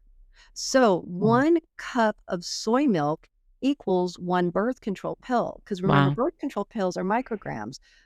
Soy is a gram. So you have to do conversions. No one's doing the conversions. So women will bring in, now see how I go off tangent? Women bring in their blood work, but their blood work, estrogen is in nanograms and progesterone is in micrograms. No, it's the opposite. Okay. So I'm always converting everything for them. And they're like, oh my gosh, so when I start teaching with you guys, so I'm going to start teaching people on my show now how to do this. Like, I'm going to start teaching you guys how to do this. Look, okay, so they're saying the estrogen is in progesterone's in nanograms, the estrogen is in micrograms. Let's do the conversions now. Oh, there you go. So it's going to start clicking. So flax is a gram. It's 20 times stronger than soy. So a 1/4 cup of flax equals 20 birth control pills. That's insane. I Can we know. just stop for a minute right there? Dun, dun, Like, dun. that's the brain just Yeah. exploding. 20 birth control pills in a quarter, or you said 3/4 cup of Quarter flax? cup. Quarter Quarter cup. cup. That is it, especially because it's everywhere. Healthy grains, healthy coffee, it's everywhere Protein, being marketed. it's in all it's on all the chicken feed. You cannot find chicken feed without. Okay, so 17 years ago, when we started all this, flax wasn't that popular. So I had to get ahead of it. I had to stop flax from getting out of control. That was Doc's and our dream was to get ahead of it before the soy did, because we knew what soy did. We wanted to get ahead of the whole flax. No one could believe it. So if you go back on my Instagram back to 2013, I'm showing you, hey, avoid flax, avoid flax. I'm teaching you in my videos in 2014 how to, I'm at the store, how do you find flax? Look, it says omega. That's the other thing. It's not an omega, it's an alpha-linoleic acid. It's short. So so you have to elongate it. But you're just that conversion alone to the omega, they're estimating you can only get 5 to 15%. So you're using something that isn't even bioavailable. You're using something that's 20 times stronger than soy. So I'm trying to get ahead of all of this. Crickets. Wow. Because they control the alternative side. Right. Right. They've brainwashed everyone, plant propaganda. Yep. So here I come, the researcher, and I'm the most evil person that has ever walked this earth. It's insane. It's insane. Well, and I'll say really quick, when we talk about eggs, I'm able to find soy-free and corn-free eggs. Yeah. Not able to find flax-free eggs. So that means all the organic chicken. So people have meltdowns on me. I'm turning my comments off, I think. No one listens. No one listens. Right. I'm repeating myself. No, they just want to fight. It's all in a post. It's all in. But see, I leave my comments open so people can comment. Oh, so ladies, I'm moving everything over to the estrogen-free channel. So that's where I hopefully think you'll have more like-minded individuals. Yeah. So then I can start, and I'm going to start my Q&A. I'm going to start that. I'm hoping next week or the week after. So through my signature program, Progesterone Matters. So that's where. So I think I'm going to turn all my comments off because I've answered this 1 million times. You guys, I've had this conversation 1 million times. And no one listens, no one cares. It's the same argument, and then they gang up on you. You don't realize if you don't understand what it's like to be censored, you have no idea. They're these packs, and they come after you. Mm-hmm. I'm like, yo, is there like a bat signal for trolls? Yes. What can I get the bat signal for people that want to learn? Right. Where's critical that think. Right. Right. Because just now women are starting to comment. Because they're just starting to get it, but it's just I'm so overwhelmed. It's like women can't learn. Sorry, I'm venting a little bit. No, it's but okay. It's okay. It's okay. The women that want to learn can't learn because I can't get to them because I have to explain. Because if you come onto the page, if you're in the middle, where a lot of women are, and you come to my page and you see the pack of trolls with 400 comments, well, I look like I don't know anything. Sure. So, but I have to take my time. I'm thinking in my head, I'm turning off my comments as I'm having this conversation. Sure. I think this is therapy for me. And it should be. And I also hate that you feel like you have to be in a position to defend this research that you have come to, because there is no disputing it. There's no disputing it. None. You can try, but it's not, you can't apply it. And that's what's so frustrating. And then what I like to call the carrot salad brigade that comes after you with all of this misinformation. And I really want to give them the benefit of the doubt. I really do think they think they're coming from a good place. Oh, yeah. The problem is they have the blinders on and they don't want to open up their mind to receive new information or even different information that contradicts anything that they've already bit into hook, line, and sinker. Isn't it interesting that the alternative community absolutely despises me? Right. The women that should be on my side helping me fight are the very women that are yelling that are attacking you and telling everyone okay, so let's get into the carrot. I don't want to attack the man who actually tried to educate people. I'm going to leave it at that. Let me explain it this way. The body's self-regulating. If you need fiber to remove anything, you're sick. Because that should just be the end of the story. Sure. So in Chinese medicine, there's a lot of reasons why you need, like you have constipation, you have soft stools, you have diarrhea. So again, that's like, I can't address that because there's 1,000 reasons why. Sure. So find a very highly reputable person, because you don't want diarrhea, you don't want constipation. Right. And people don't realize, this is what I do want to get into, is cold. Yeah. And so let's go full circle with the cold plunge. Okay. Do we want to finish flax? Have we shocked everybody? I think we've covered that. Okay, yeah. okay, I think okay. Let's come over to cold, because the very women that should be supporting me are the very women that are getting the troops together and attacking me, which is bizarre. So, okay, so cold. Okay, so in Chinese medicine, cold is so in Western medicine, the number one cause of infertility is estrogen. Super easy. Why? Because estrogen, we use the pill to stop our periods, to cause miscarriage, to cause, that's what Plan B is. Estrogen makes us infertile. People understand that, I think, right? Yeah. Okay. And in the old days, what did they use? High amounts of what? Phytoestrogens to cause miscarriages. So they've been using phytoestrogens for years to cause miscarriage naturally. Sure. It's an abortion. Sure. Natural abortion. Is there a word? What am I missing? Sorry. No, that's right. That's right. No, there is a word, and I think I'm missing it. But anyways, moving forward. So, for years, I know that, this is what I want to say about herbology. So you just can't go be an herbalist just because you read this herb does this. Sure. And now you're going to go tell your influencer, you have 100,000 followers, and now you're saying, hey, turmeric does this. Hey, let me explain turmeric to you. Turmeric, this is how, or milk thistle. No, okay. What do you want? Milk thistle or turmeric? Or both? Do ashwagandha. Oh, ashwagandha. Okay, so ashwagandha is supposed to be calming. Well, but it's not, because it is a phytoestrogen. So now if you use more estrogen causes irritability, it causes anxiety. So you're using the ashwagandha as a pill, like aspirin. But if you keep using it, you're increasing the estrogen, which increases the irritability and anxiety. Yep. So turmeric, it does not decrease inflammation. It increases circulation. So it's used in orthopedic acupuncture. We use it for short term, in our herbs to help with the pain. It decreases pain because it's increasing circulation. But you don't want to ever overuse anything. Let's do milk thistle. So milk thistle, you want to use things in the time of the season. So in Chinese medicine, we're always talking about the season.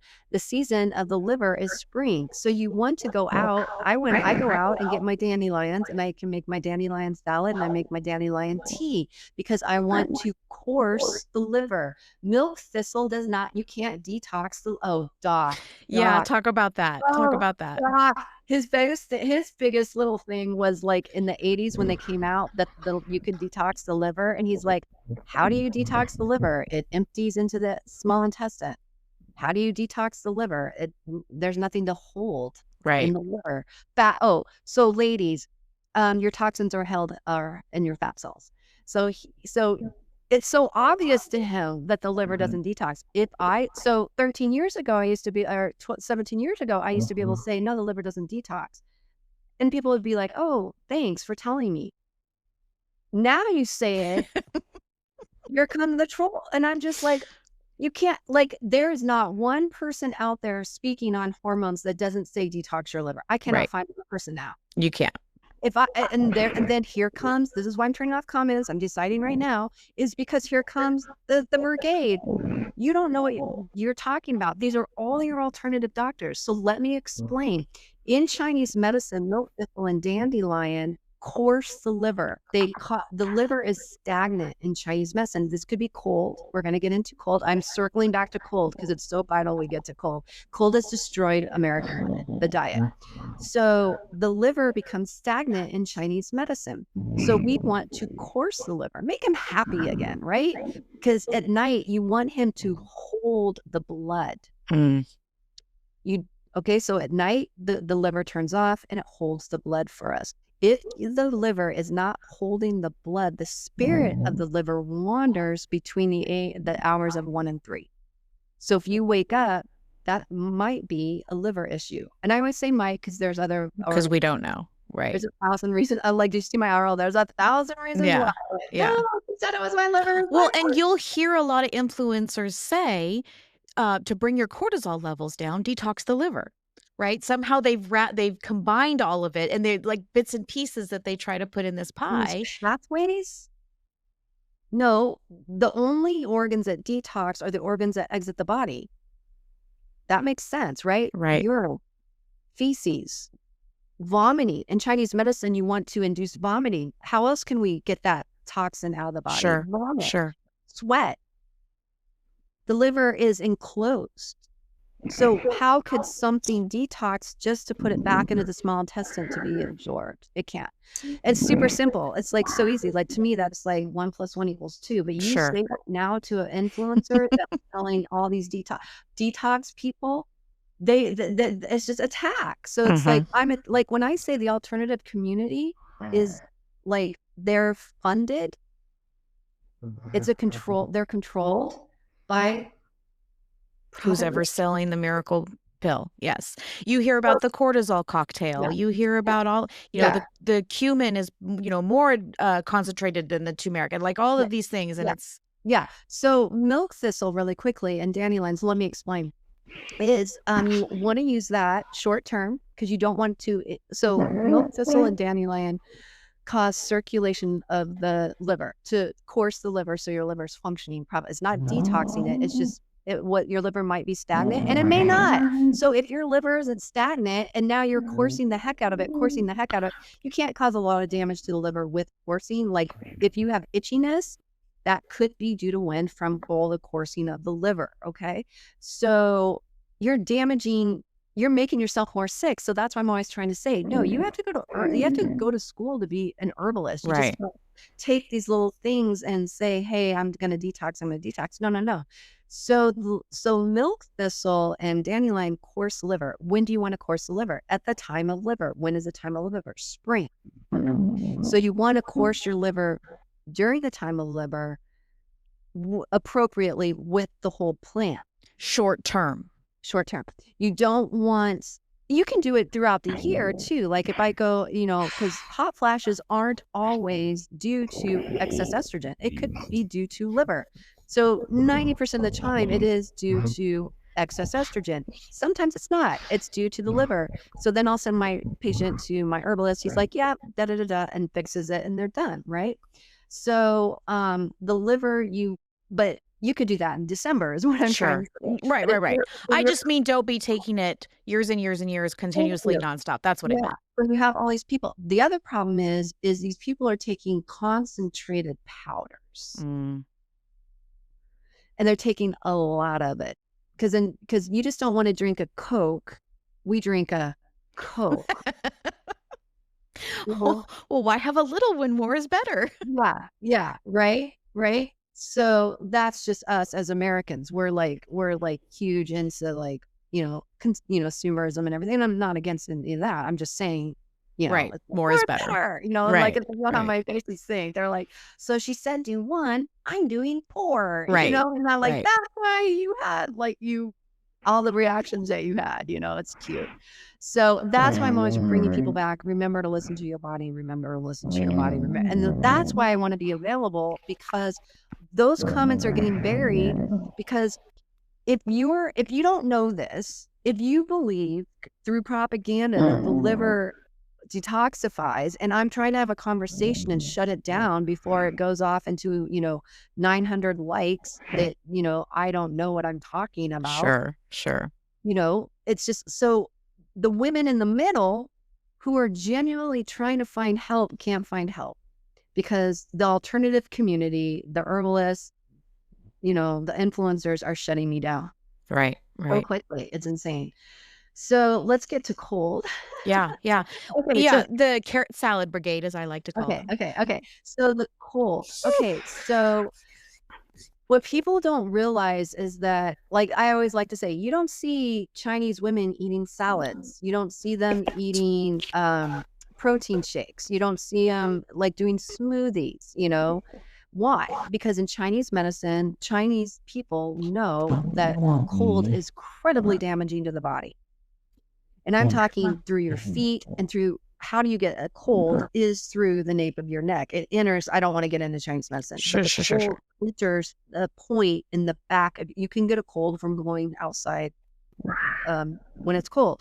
I'm always like, I wear a hat, I wear socks all the time, even in the summer, because the cold travels up the meridians to our uterus. We believe in meridians. And the one thing I loved about Doc was like, we're electromagnetic beings. This is a medical doctor. Right. I mean, the future of medicine is in light, because what did we have to study?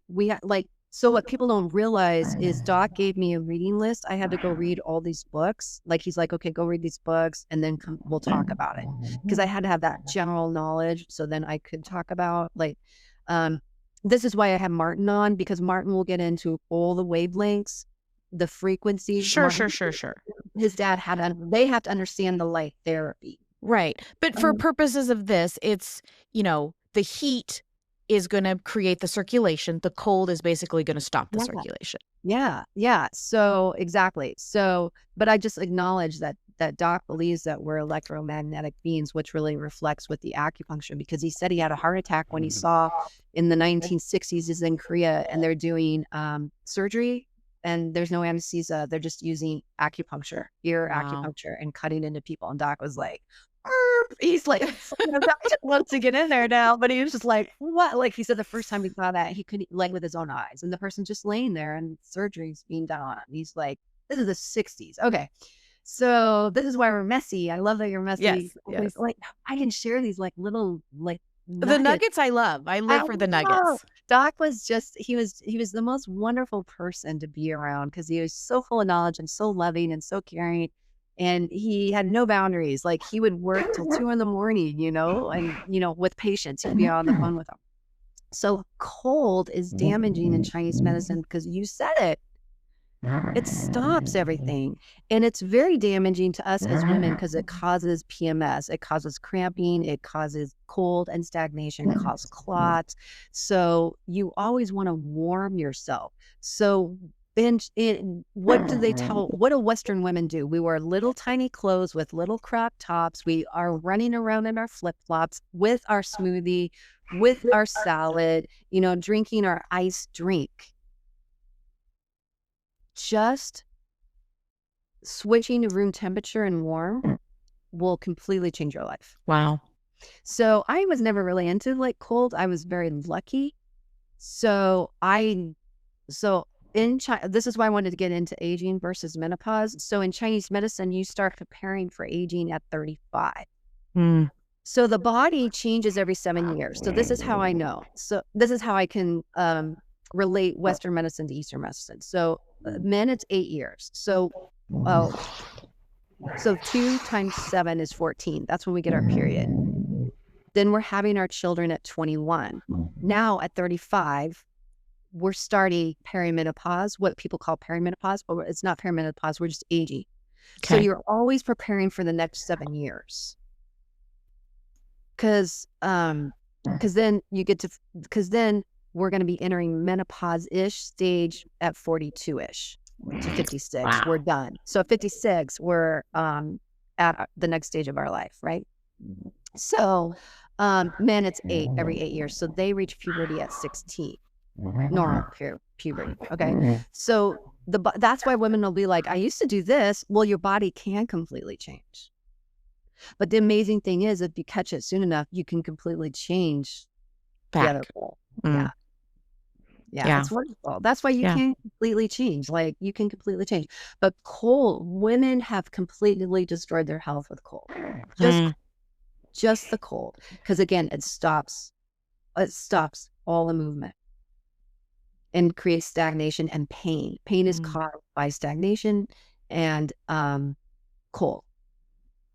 There's other types too, but that's like cold is the number one cause of infertility. It's called the cold womb. So are you pro cold plunge, against cold Oh, plunge? okay. So doc, so we all have things. Good. Segue. So in Chinese where am I? I'm a thermologist right now. Thank you.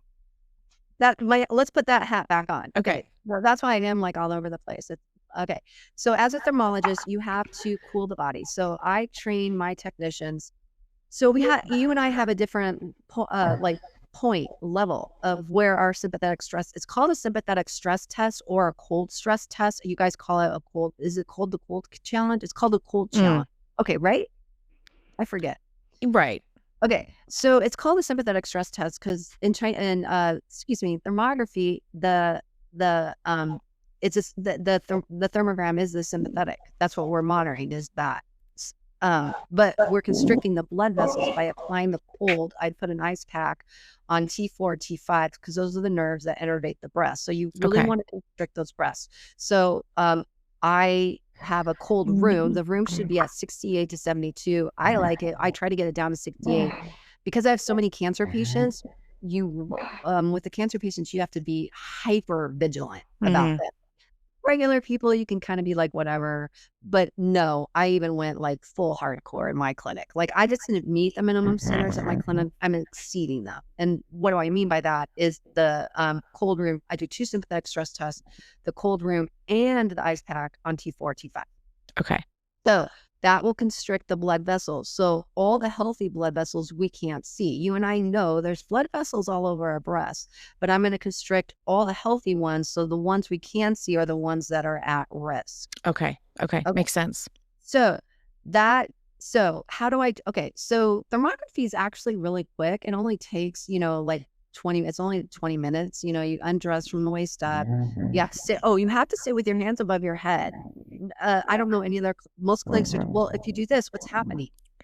Warmth. Right.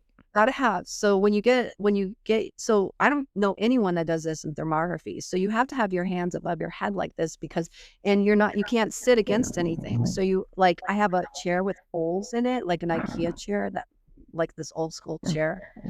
And so you're sitting up like this, you're pulling your arms, your breasts are lifted.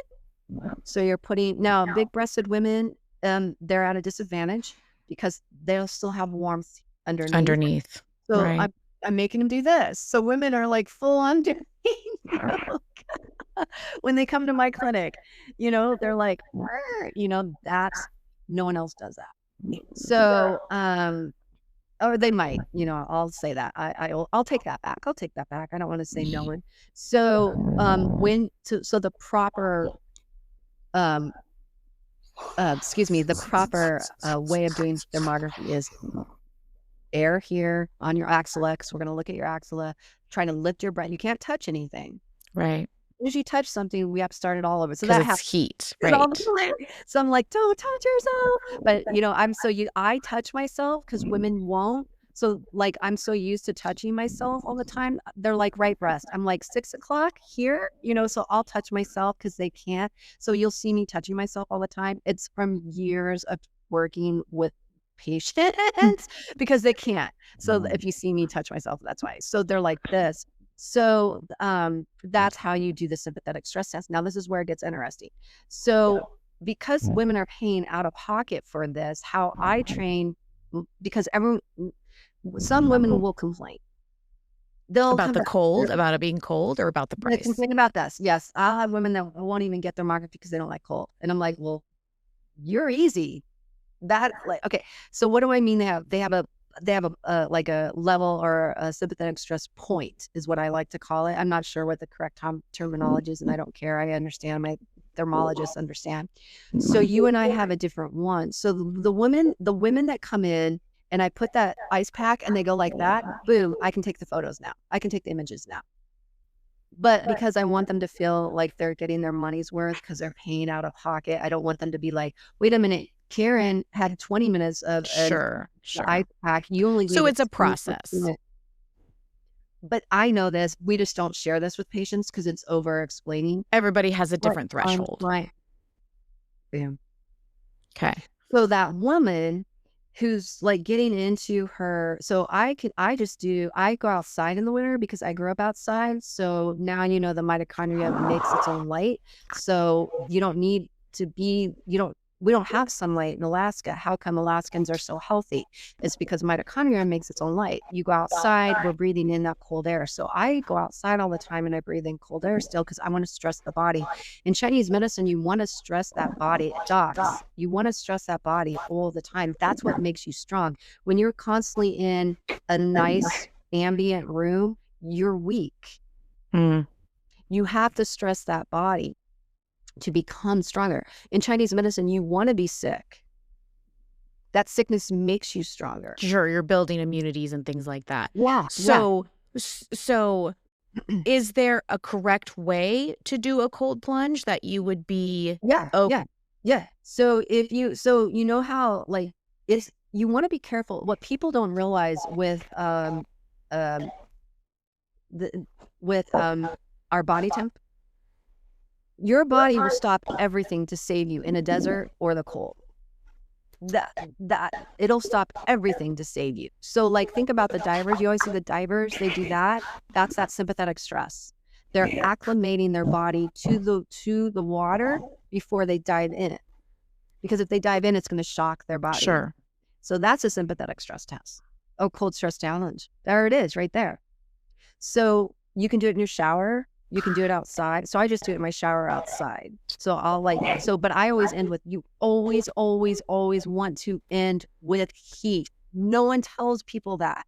No, they don't. So all these women, the Vikings did it. Yeah. And then they would put on their bear rug and then go sit next to the fire and drink, like whatever drink they made with ale alcohol. or whatever that warms you up. Yeah, that would warm them. You know what I'm trying to say? They would eat that warm. So they're warming themselves. No, they didn't I'm sure they did walk around doing whatever they do. But no, so you could just put your foot into that cold and you'd be fine. Okay. But then you have the other woman who's like, why was this invented till right now? Right. Right. She's like, can you leave that ice pack on? Like, cause like my thermologist, like, oh, I just had to use 2 on Mary. I'm like, okay, noted. And then here's Wendy, who's like, done. So we all have a different. And that goes back to what you talk about in Chinese medicine is we're all individual. We all have different thresholds, pain points, whatever that is. And so it can't just be a blanket thing across this. Okay. So with the time we have left, I want to just get into the 2 other hormones that we know exist but are not talked about, and that's progesterone and testosterone, and why they're just as equally, if not more, vitally important to women's health as estrogen. Love this topic. Let's do this. So how come a doctor can claim something works without proving it works? That's what doc said to me every day. How do you know it works? Right. Did you use it on yourself? Petri dish. Yeah. Does it work in a clinical setting, Wendy? Does it? I mean, he was so doc was actually hard sometimes. So I was questioning flax a lot. And I remember he's like, I didn't do that to you. I'm like, you did do that to me. Don't tell me you didn't do that to me. I was there. So he has this little phone, like his handheld phone. And I was questioning him again about flax, and he is tough. I will say he is tough. I mean, lovingly tough, like a father. Like he had it like that, a father figure. Like my dad. My dad was tough on me because he wanted me to, learn and grow. So doc's like, it's time for you to do your own study. I was never going to be a researcher. I just wanted to sit in a room and interpret and do, just have a nice clinic and have fun and, educate women on breast health. This was never my plan. But he's like, it's time for you to do your own studies, and like hung up on me. And I was like, So that's when I did. So that's when I got into it. So that's how I started doing my own studies. So doc and I had to prove progesterone works. How do you prove progesterone works? 1,000 different ways. So that's why when I say, I know sublingual doesn't work, I know putting it on your wrist doesn't work, I know putting it on your gums doesn't work, I know, because I saw it 1,000 times, because I had to prove it worked with my patients. My patients would never do that. They're like, no, I'm doing it this way, I'm doing it this way, I'm doing it this way. Great, keep doing it that way, because you're proving it's not working for Yeah. me.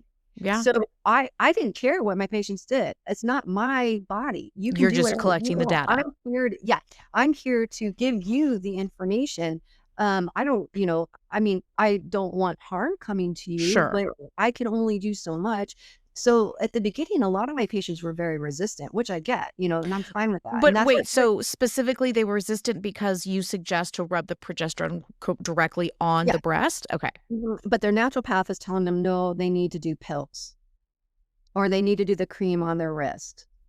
Or, so you have pellets, you've got creams and sublinguals, and the transdermal now. I think now they're and the patches. Excuse me. So there's like a lot of different types of applications. So I have to test all the applications and see what works. So Doc did all that. So bioidenticals has been around. Excuse me. Since the 1970s, Doc went to France and studied bioidenticals, and then he tested everything with thermography. So that's how Doc, and that study's in our book.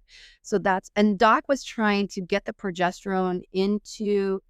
So Doc tried to use like niacin as a carrier. Like Doc tried all these like different additions to the progesterone, and it never worked. So I mean, so I'm just saying, here we've tried it all. Like you can't tell me I haven't tried it when I've tried it 1,000 times. So, no, when I know what I'm talking about, because I've seen it work. I'm not saying the other applications don't add progesterone to the body. It's significantly lower. It doesn't reduce the vascularity in the breast. And what you want to do is reduce risk of fibroids, cancer, and uterine cancer, and hyperplasia, and ovarian cancer by double checking the breast. So I'm looking at the blood vessels in your breast, but that's giving me an idea what's going on everywhere else. Below. Okay. Yeah. I always say I'm covering all bases in my show. That's the joke. I started the boob tube because we've all been programmed. Right. So I started the boob tube as a Gen Xer because I'm reprogramming your hormones, and I'm covering all your bases. So when I'm doing I have an idea of what your hormones are by looking at your breast. So if I'm reducing the vascularity in your breast, we're reducing the hyperplasia, and we're dissolving the fibroids in your breast, uterus, and ovaries. So PCOS is, PCOS. If you're going to say that, PCOS is estrogen. Well, I also wanted to make the distinction of progesterone. I don't want to say only, but my experience is if you're not also removing your estrogen while using the progesterone, you're losing a battle. Thank you. So the key to, you don't have to buy anything. Here it is. Here it is, ladies. You don't have to buy anything. Here it is, right here. Here it is. All you have to do is remove the estrogen. That's all. Now it took you 2 years. Did take me 2 years. Okay. So did you use the progesterone? I did. Okay. So it took you 2 years with progesterone. Yes. Okay, so because my estradiol levels were just, and I know you talk about the conversion, whatever, but whatever it was off the charts. It was so high. No, and because it's in the estrogen is being stored in your fat cells. Maybe you're not able, like I do things to, what I'm trying to say is you want to detox naturally. How do you detox naturally? Go for a walk. Go sit in the sun and sweat. Sweat it out. Work out and sweat. Sit in the sun and sweat. Do you see what I'm saying? So we all metabolize estrogen differently. How you and I metabolize estrogen, I'm realizing in the middle. I'm not, like, some women are really easy and some women are really hard. You're more difficult. It took me, I test everything on myself. So when people, I probably made myself sick testing these supplements, because I've tested all these supplements like DIM. So people get really upset because they say carrots remove estrogen. They say DIM removes estrogen. No, I've tested it. So then, oh yeah. So, no, there is no way to remove estrogen. Ladies, is there anything else I'm missing? Like, calcium D-glucarate, right. Tamoxifen is, I take it back. Tamoxifen is the only way to remove estrogen. but it's, people don't want to use a pharmaceutical. Cancer patients, you definitely want to do tamoxifen over the aromatase enzymes or inhibitors, excuse me, because the aromatase inhibitors is endogenous. You'd want to use exogenous tamoxifen, and I don't want to get into that conversation because my cancer patients I have women that do double mastectomy with tamoxifen. I'll say this, it's the young women are very aggressive because they want to see their children. Of course. Of course. This is why I don't like comments. Those women will yell at the women taking tamoxifen. You don't know what's going on in her life. Right. You don't understand. The women that are older are willing to risk their life and not use tamoxifen and not do double mastectomies because they're like, hey, I'm 60, I have a good life. I'll just spend out the next 10 years enjoying my life and drinking more. So I have all these patients, and I have to hear all their stories. Sure. I know why my patients are doing all these treatment plans. Does that make sense? Yeah, absolutely. And that's why I just wanted to distinguish the woman out there who decided to jump, I'm going to go buy the progesterone. And again, maybe you can also talk about the difference between progesterone and progesterone and things like that. But if they're just using that, and they're not detoxing the estrogen. No, and thank you for saying that. You have to remove the estrogen. So, for example, a lot of patients, I'll say, if you can, this is how I kind of talk to people. I don't ever tell people what to do. I help my patients decide their treatment plan. That's how I help my patients. Is I'm giving them a medical evidence and experience, and then they make their treatment plan on their own. So, for example, if you're a worrier, Mary, if you can't sleep at night because you think your cancer is growing, even though they had a lumpectomy, you will never remove. I hate when people go off on the surgeons. How are you going to remove all these cancer cells? You can't. If Mary is going to be upset and not be able to sleep and think she's going to pass away from cancer, tamoxifen might be a good choice because it's going to give her, why don't you go on it for a year? We're going to remove all the estrogens. You're blocking the estrogen, and then you can taper off, and then you just sail into an estrogen-free life now. Sure. Does that sound okay? I like that. Yeah, I need to get some sleep. You do, Mary. You do. Right. All I'm doing, my dad's was a family marriage counselor. All you do is, in counseling, you don't tell people what to do, and you don't ruminate on your trauma. All you do is parrot back what the person's saying to you. That's all I'm doing.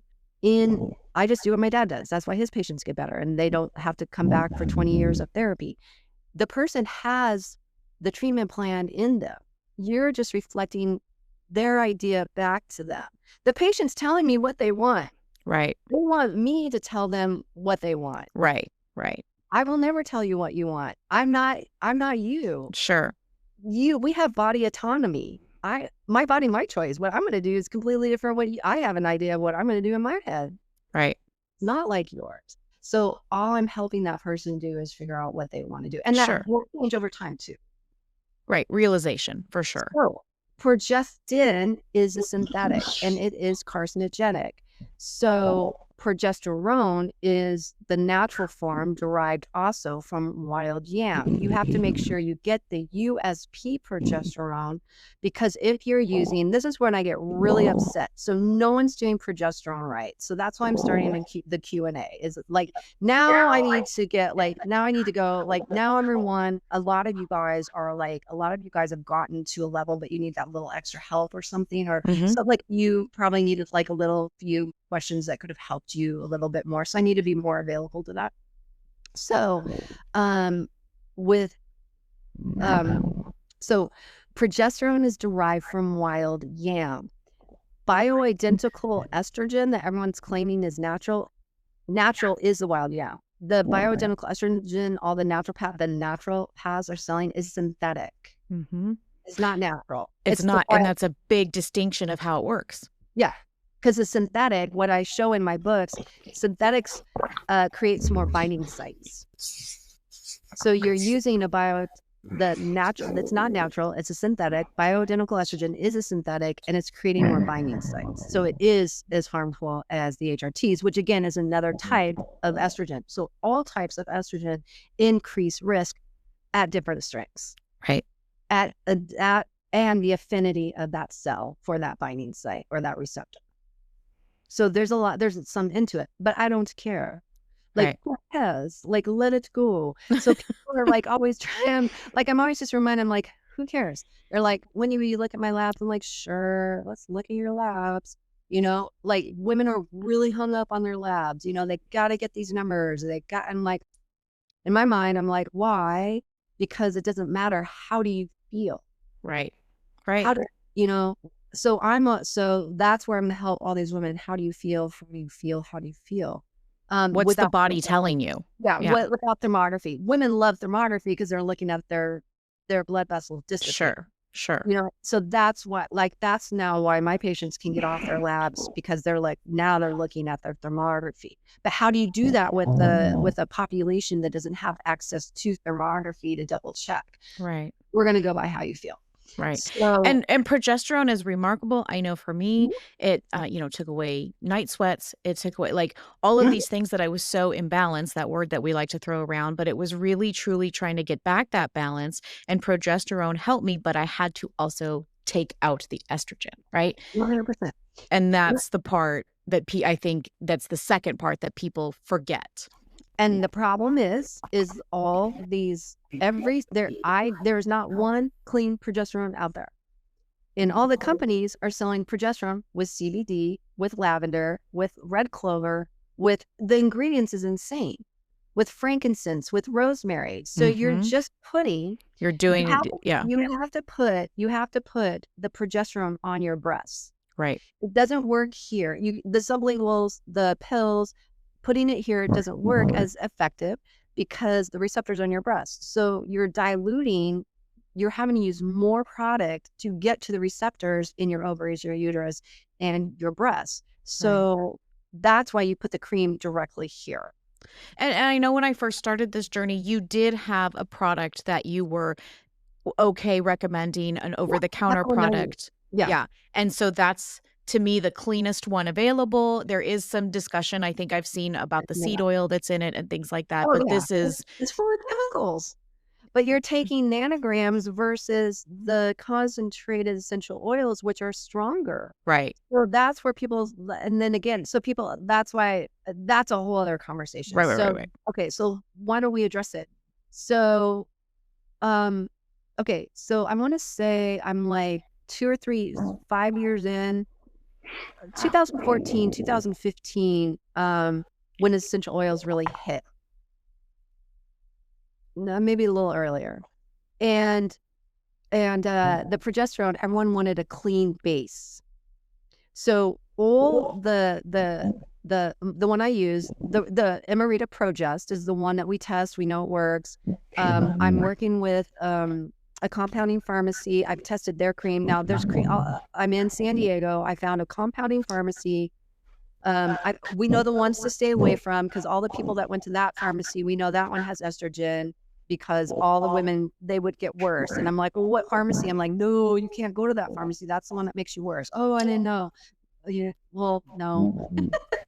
I said, go to this one, like that, there's a reason why I said, go get this one. So that's how I learned. It's like, tell my patient, okay, go get your prescription from this pharmacy, and then they'll just go to their pharmacy. And then they come back and they're worse. Yeah. Well, that's how I learned. So that's how we learned. So then they all have chemicals. So then they wanted a natural base, but the problem is now they're adding all these essential oils. So it's worse. It's counterintuitive. Yeah, it doesn't. And they're worse than the nanograms of chemicals. So women have I want to make a clean progesterone. I'm dying to I'm putting it out there. If anyone wants to make a progesterone cream, I'm all behind it. Let's do it. I'm ready. I'm ready. I wish I was a pharmacist and I could do all that. But because there's nothing. It doesn't exist. Yeah, it doesn't exist. I'm screwed. I use the chemical one. I choose to use a chemical one because I know nanograms aren't as destructive as the phytoestrogens. Right. Right. I've just seen phytoestrogens too long. I'm scared of phytoestrogens. Sure. Like, they freak me out. I'm like, okay with like xenoestrogens. And people are like, what? And I'm like, because it's ratios. Like, people Right. get mad at me. They But haven't that's caught what up I yet. do. Yeah, Yeah. they haven't caught up. But if you don't, so. And then really quick, just lightly touch on, women seem to be deathly afraid of testosterone, Oh, I not love testosterone. knowing, Okay. not knowing that we need some Okay. testosterone. Okay. Thank you. Because we almost finished without the most important one. Okay. This is key. One more thing with progesterone. So progesterone, there is no such thing as a progesterone receptor only breast cancer. So I want women to know, they're like, progesterone causes cancer. No, no, no, no. Estrogen receptor positive, 80% of cancers are estrogen receptor positive.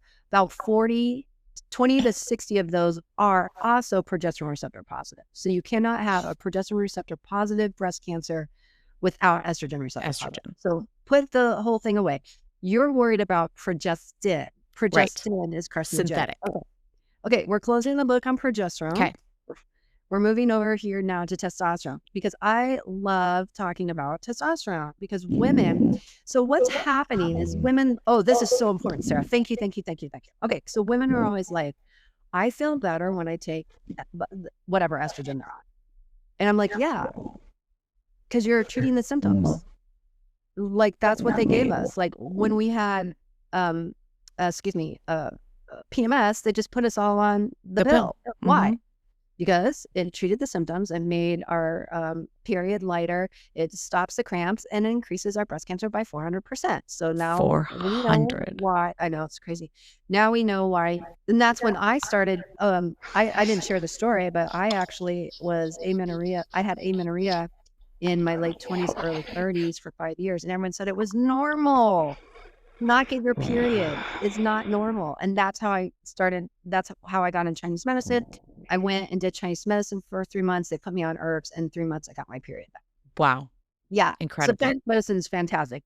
Now it's even worse to find. It's really difficult to find a good herbalist now. It's really difficult. So that's a whole other story. So testosterone, you and I are Gen Xers. I get along really well with Gen Xers because we were taught physiology and sex ed class by the gym teacher. I love it.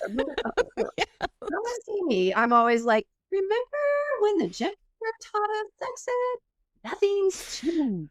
And they're like, what? And I'm like, let's go back. It's 1982. The gym teacher is at his chalkboard in his red shorts. I literally talk like this to my patients. They're like, you're hilarious. And I'm like, I'm not trying to be. I'm trying to show you how simple hormones are. So ladies, pretend it's 1982 and coach is teaching us sex ed.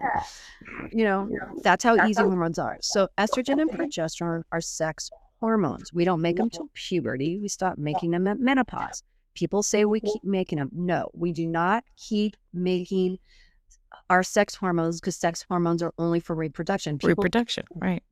That the adrenal and the fat cells, how can a fat cell make a hormone? A hormone. It can't. Can't even get into that conversation.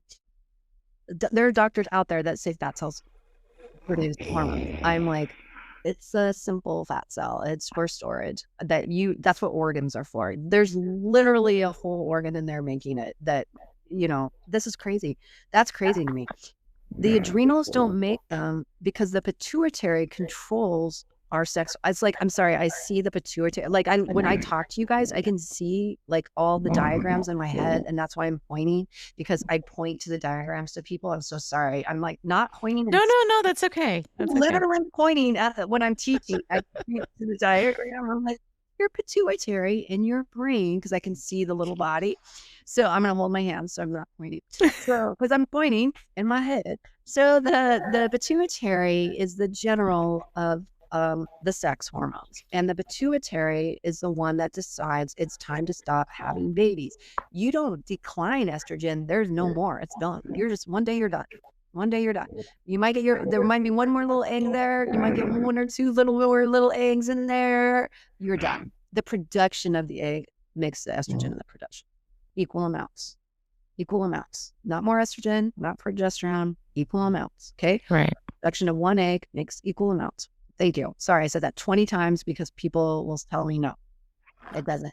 We are naturally hormonally balanced. So the pituitary is like, okay, give this woman a break.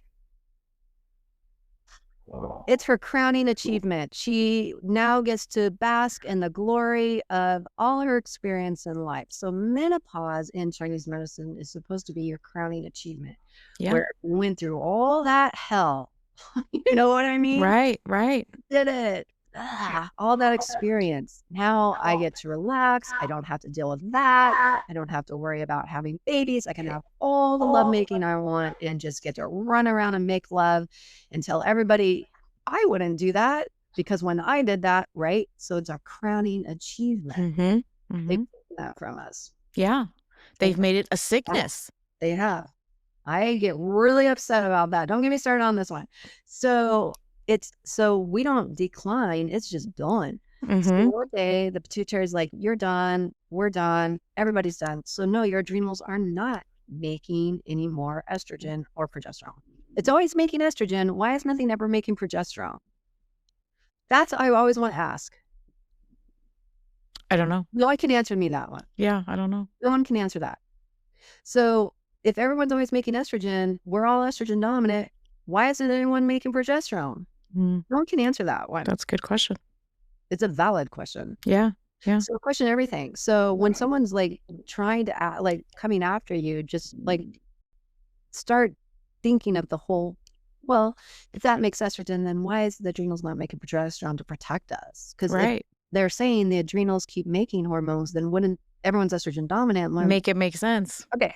So at menopause, we're done. What does the body continue to make? Over to Sarah. I don't know. Testosterone. Testosterone. Okay. I think you know this. I took you off. Yes. That's okay. That's okay. I got her so wrapped up and took her off course. She knows. That's okay. We still make testosterone. Why do we keep making testosterone? Why do men have testosterone? Libido, energy, distribution of fat, increased muscle mass, and increase what? Bone health. We're done. And yet women are terrified of testosterone. They're terrified of it. Yeah. I don't know why. They are afraid they're going to bulk out, which that's, no. They're afraid they're going to get chin hair. They're afraid that doesn't. Right. But that would mean you've taken too much or it's an imbalance somewhere. Yeah. But like you said, we're all hormonally imbalanced. We're going to get chin hairs because now we're still producing testosterone in menopause. Right. Right. Because I have women that aren't on testosterone. They're like, my chin hairs are driving me crazy. I'm like, are you on testosterone? They're like, no. And I'm like, okay, good. That's your natural testosterone. There you go. You don't need me to tell you. So so the number one surefire sign, because remember, how do you feel? Because I'm always, this is all I talk to my patients about. How do you feel? How do you feel? If you have low libido, that means you have low testosterone. So that's how I'm always talking with my patients. So testosterone is super easy. That's it. You're done. So with everything, let me put it this way. Progesterone, it takes about 1 or 2 years for you to become hormonally balanced. Once you're hormonally balanced, either with progesterone, testosterone only takes, I need to get the side effect. So once you're hormonally balanced, you don't have to use it every day. Because now you're just using it to maintain. Testosterone's super easy. So I want to get back to why women are like, but why do all these women feel better? Because you're masking the symptoms with estrogen and increasing risk. Testosterone, you can use testosterone. It treats it much more quickly than estrogen ever could without any risk. Yeah. Testosterone cures cancer. Dr. Hobbins used testosterone to cure cancer. Excuse me. So there's no risk to testosterone. Right. Unless you're like the person working out, that's different. I'm talking about the normal little person using her cream. I always say, start with the cream, start gentle, put it on every single day till you know you're hormonally balanced. How do you know you're hormonally balanced? Because you're going to have a really bad day because testosterone makes you angry. Estrogen makes you crazy. So when you have a really bad day, I call it you Hulk out because I still live in the 80s. So you're going to Hulk out one day. You're going to warn your entire family, hey, I'm using testosterone. I need to get to my maintenance level of testosterone. Go to your maintenance level, Hulk out. Your family's like, you hulked out. Okay. And I'm going to know this because I test everything on myself. It's right. Hormones are bizarre, Sarah. When you're a researcher, I test everything on my, like I tried testosterone a few times in my 40s. I'm like, no, no, no, no, no. I don't like it. I don't do testosterone right now. I'm trying to let my body do it itself, maintain itself. Right. But I did testosterone to where I hulked out, and it is bizarre. You literally do not care. I was like, you just are, it's bizarre. So when I tell you these hormones change you as a person, as your personality, especially when, the one thing I left out that I want to express is we, published The Feminization of Men. Then, that next year is when I got my first, gender dysphoria non-binary. This one There is was you're no talking time about. for Yeah. non-binary then. The girls called themselves asexual. Right. So these girls the moms brought their girls in, and the girls presented as menopausal women, because we're talking about menopause. That's what brought me back. So then I was like, these are like, everything they're expressing to me is what a woman says to me about menopause. No libido, just no desire. But then at our age, it's also fatigue, things like that. Sure. Sure. Or the testosterone cures that, but I'm not talking about testosterone with the children. But estrogen causes suppression of libido. So that's why when you remove the phytoestrogens that they were using, because remember, my patients don't use xenoestrogens. For 25 years, we've been xenoestrogen free. So why do women still have breast cancer and their kids are non-binary? It's because of all and the breast masses, all these women with their kids I'm like, are you using lavender oil on your children? Yeah, stop, don't do any. That's why your child has their period at 8 and your son has a breast mass. They're like, what? And I'm like, how's not like, and this is why I get so upset, because she's like, no, my company, the company said, no, those studies were debunked. No, they weren't. They were never debunked. You just said they were debunked. You just paid someone to say they were debunked. Sure. People need to know that studies are bought and paid for. Sure. So what the pharmaceutical company does is it sets up it manipulates the study for the outcome they want, and then they pay the doctor to put their name on it. Right. Yeah. Right. Well, they're also giving us the problem and then selling us the cure. Right. So that's. Yeah. So, I guess we're right where we started. Yeah. Right where we started. So what I'm trying to say is, when you want to control a population, you have to control the entire narrative. Yeah. I'm the person that just decided to leave the game. Yep. I just am standing in front of the burning fire that you all are living in. You all are living in a burning building, and I'm outside, just like, I don't know how else to explain it. Right. I'm outside, and I'm just like, I'm outside the door. All you have to do is come through the door. Like, that's how I just literally visualize in my head. It's you all are in this burning building, questioning and crying.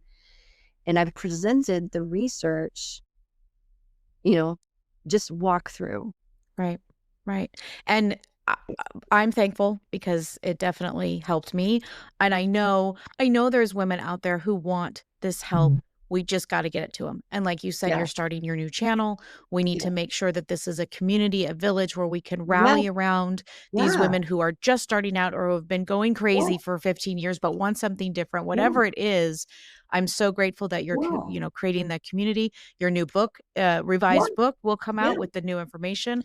I have this one right here. If you don't get anything, and this one is on her Insta, like you can see all of this stuff. This tells you what to avoid, what to take away. So easy. It doesn't have to be hard. I love that book. And that book, it costs more because the pages, my patients love this book because it's super thick. And they like, one lady brought it in. I'm like, what did you do? She's like, I gave it to all my friends. Yeah. Yeah. So that book is, the pages are really nice. So you could use it and then share it. Yes. So that's what I kept. This is why I love this little book, is because it means a lot to me. It's my patient's favorite book. So that's my patient's favorite book, because they refer to it and then share it. Yeah. A lot of women want the research book. A lot of women just do this. A lot of women do nothing. And they're just like, okay, I'm going to go to her website and remove everything. Right. You don't have to buy anything. It doesn't have to be complicated. No. I didn't sell anything till like 2 years ago. I mean, the books, but you only make $1 when you sell a book on Amazon. Right. I just started doing this because people wanted more help. Yeah. No, I'm The courses and the questions. yes. That's what I Yes. meant. Yeah. Yeah. Grateful for that, grateful for the simplification. Live like Oh, yeah. grandma. Live like grandma. Go get your Yeah. son, eat your Yeah. organs, you Yeah. know, don't, make it easy, Yeah. detox from your estrogen, meaning remove your estrogen. Yeah. Yeah. And it's that Yeah. easy. Yeah. Dr. Wendy, Yeah. this has been absolutely amazing. I am Thank you. so, Thank you. you're like a mentor. You are a mentor to me, and I Thank think you do you. that for a lot of women. And I Thank hope, you. you know, much more success, much Thank more you. getting it. And I think you're making a smart move by moving it into a Yeah. community of, don't let those trolls get you down. Yeah. I Thank you. still do. Your content on Instagram is valuable, though. Just even in the short little slides that you do, so much information packed in there. Packed with information, packed with information. Yeah, it is. You guys, literally, the women, you don't have to, it's all there for you. It's just not organized. This is just organized. If you want a book, it's Yeah. organized. That's all. Yeah. That's the only difference, is that it's just organized for you. If you Yeah. want, the courses are organized. Yeah. Yeah, that's it. That's the only difference. It's all there for you, though. Yeah, it is. It's amazing. You've made it available. You've done the hard work. Yeah, I Now it's did. just our job to just receive it. And I'm here for that. Yeah. So You know what? I really appreciate, I don't do podcasts because no one ever publishes them. And I want to be clear, I never do podcasts because people won't publish them, because the people that want me to be on their podcast want me to sell the dim. They want me to say it's the carrot. They want me to do this. They want me to, and I refuse, and they won't publish because I used to discuss the flax, and they're selling the flax, and they're pushing the flax, and they could never publish. So I don't do podcasts. So thank you. You asked, and I'm like, I know her because you comment and you're involved. And I'm like, hell yeah, I'm going to do your podcast. Yes, I I'm can't wait to do your podcast because I want to help the women that helped me. Like, you have women that need to hear this. So yeah, I'm going to be there for you because I know you understand it. I know you're going to be able, you can question me. That's the other thing. respectfully. Yeah. Respectfully. No. I want questions. That's the whole Yeah. point, is I questioned a million questions. Like, I Yeah. questioned so much. That's why I'm where I am, because I questioned. I want the questions. I just don't, I'm done with the outside world. Yeah. Now I'm going to hide in come with me and live in the little Yes. bubble of the Yes. estrogen-free life. Yes. Yes. And that's But it. thank you for the opportunity. Yeah. No, thank you. And go check out her at Estrogen Free, the books, everything. And please listen to this podcast, share it with your friends. And thank you, Dr. Wade. This has been amazing. And I wish you so much success. So thank you so much.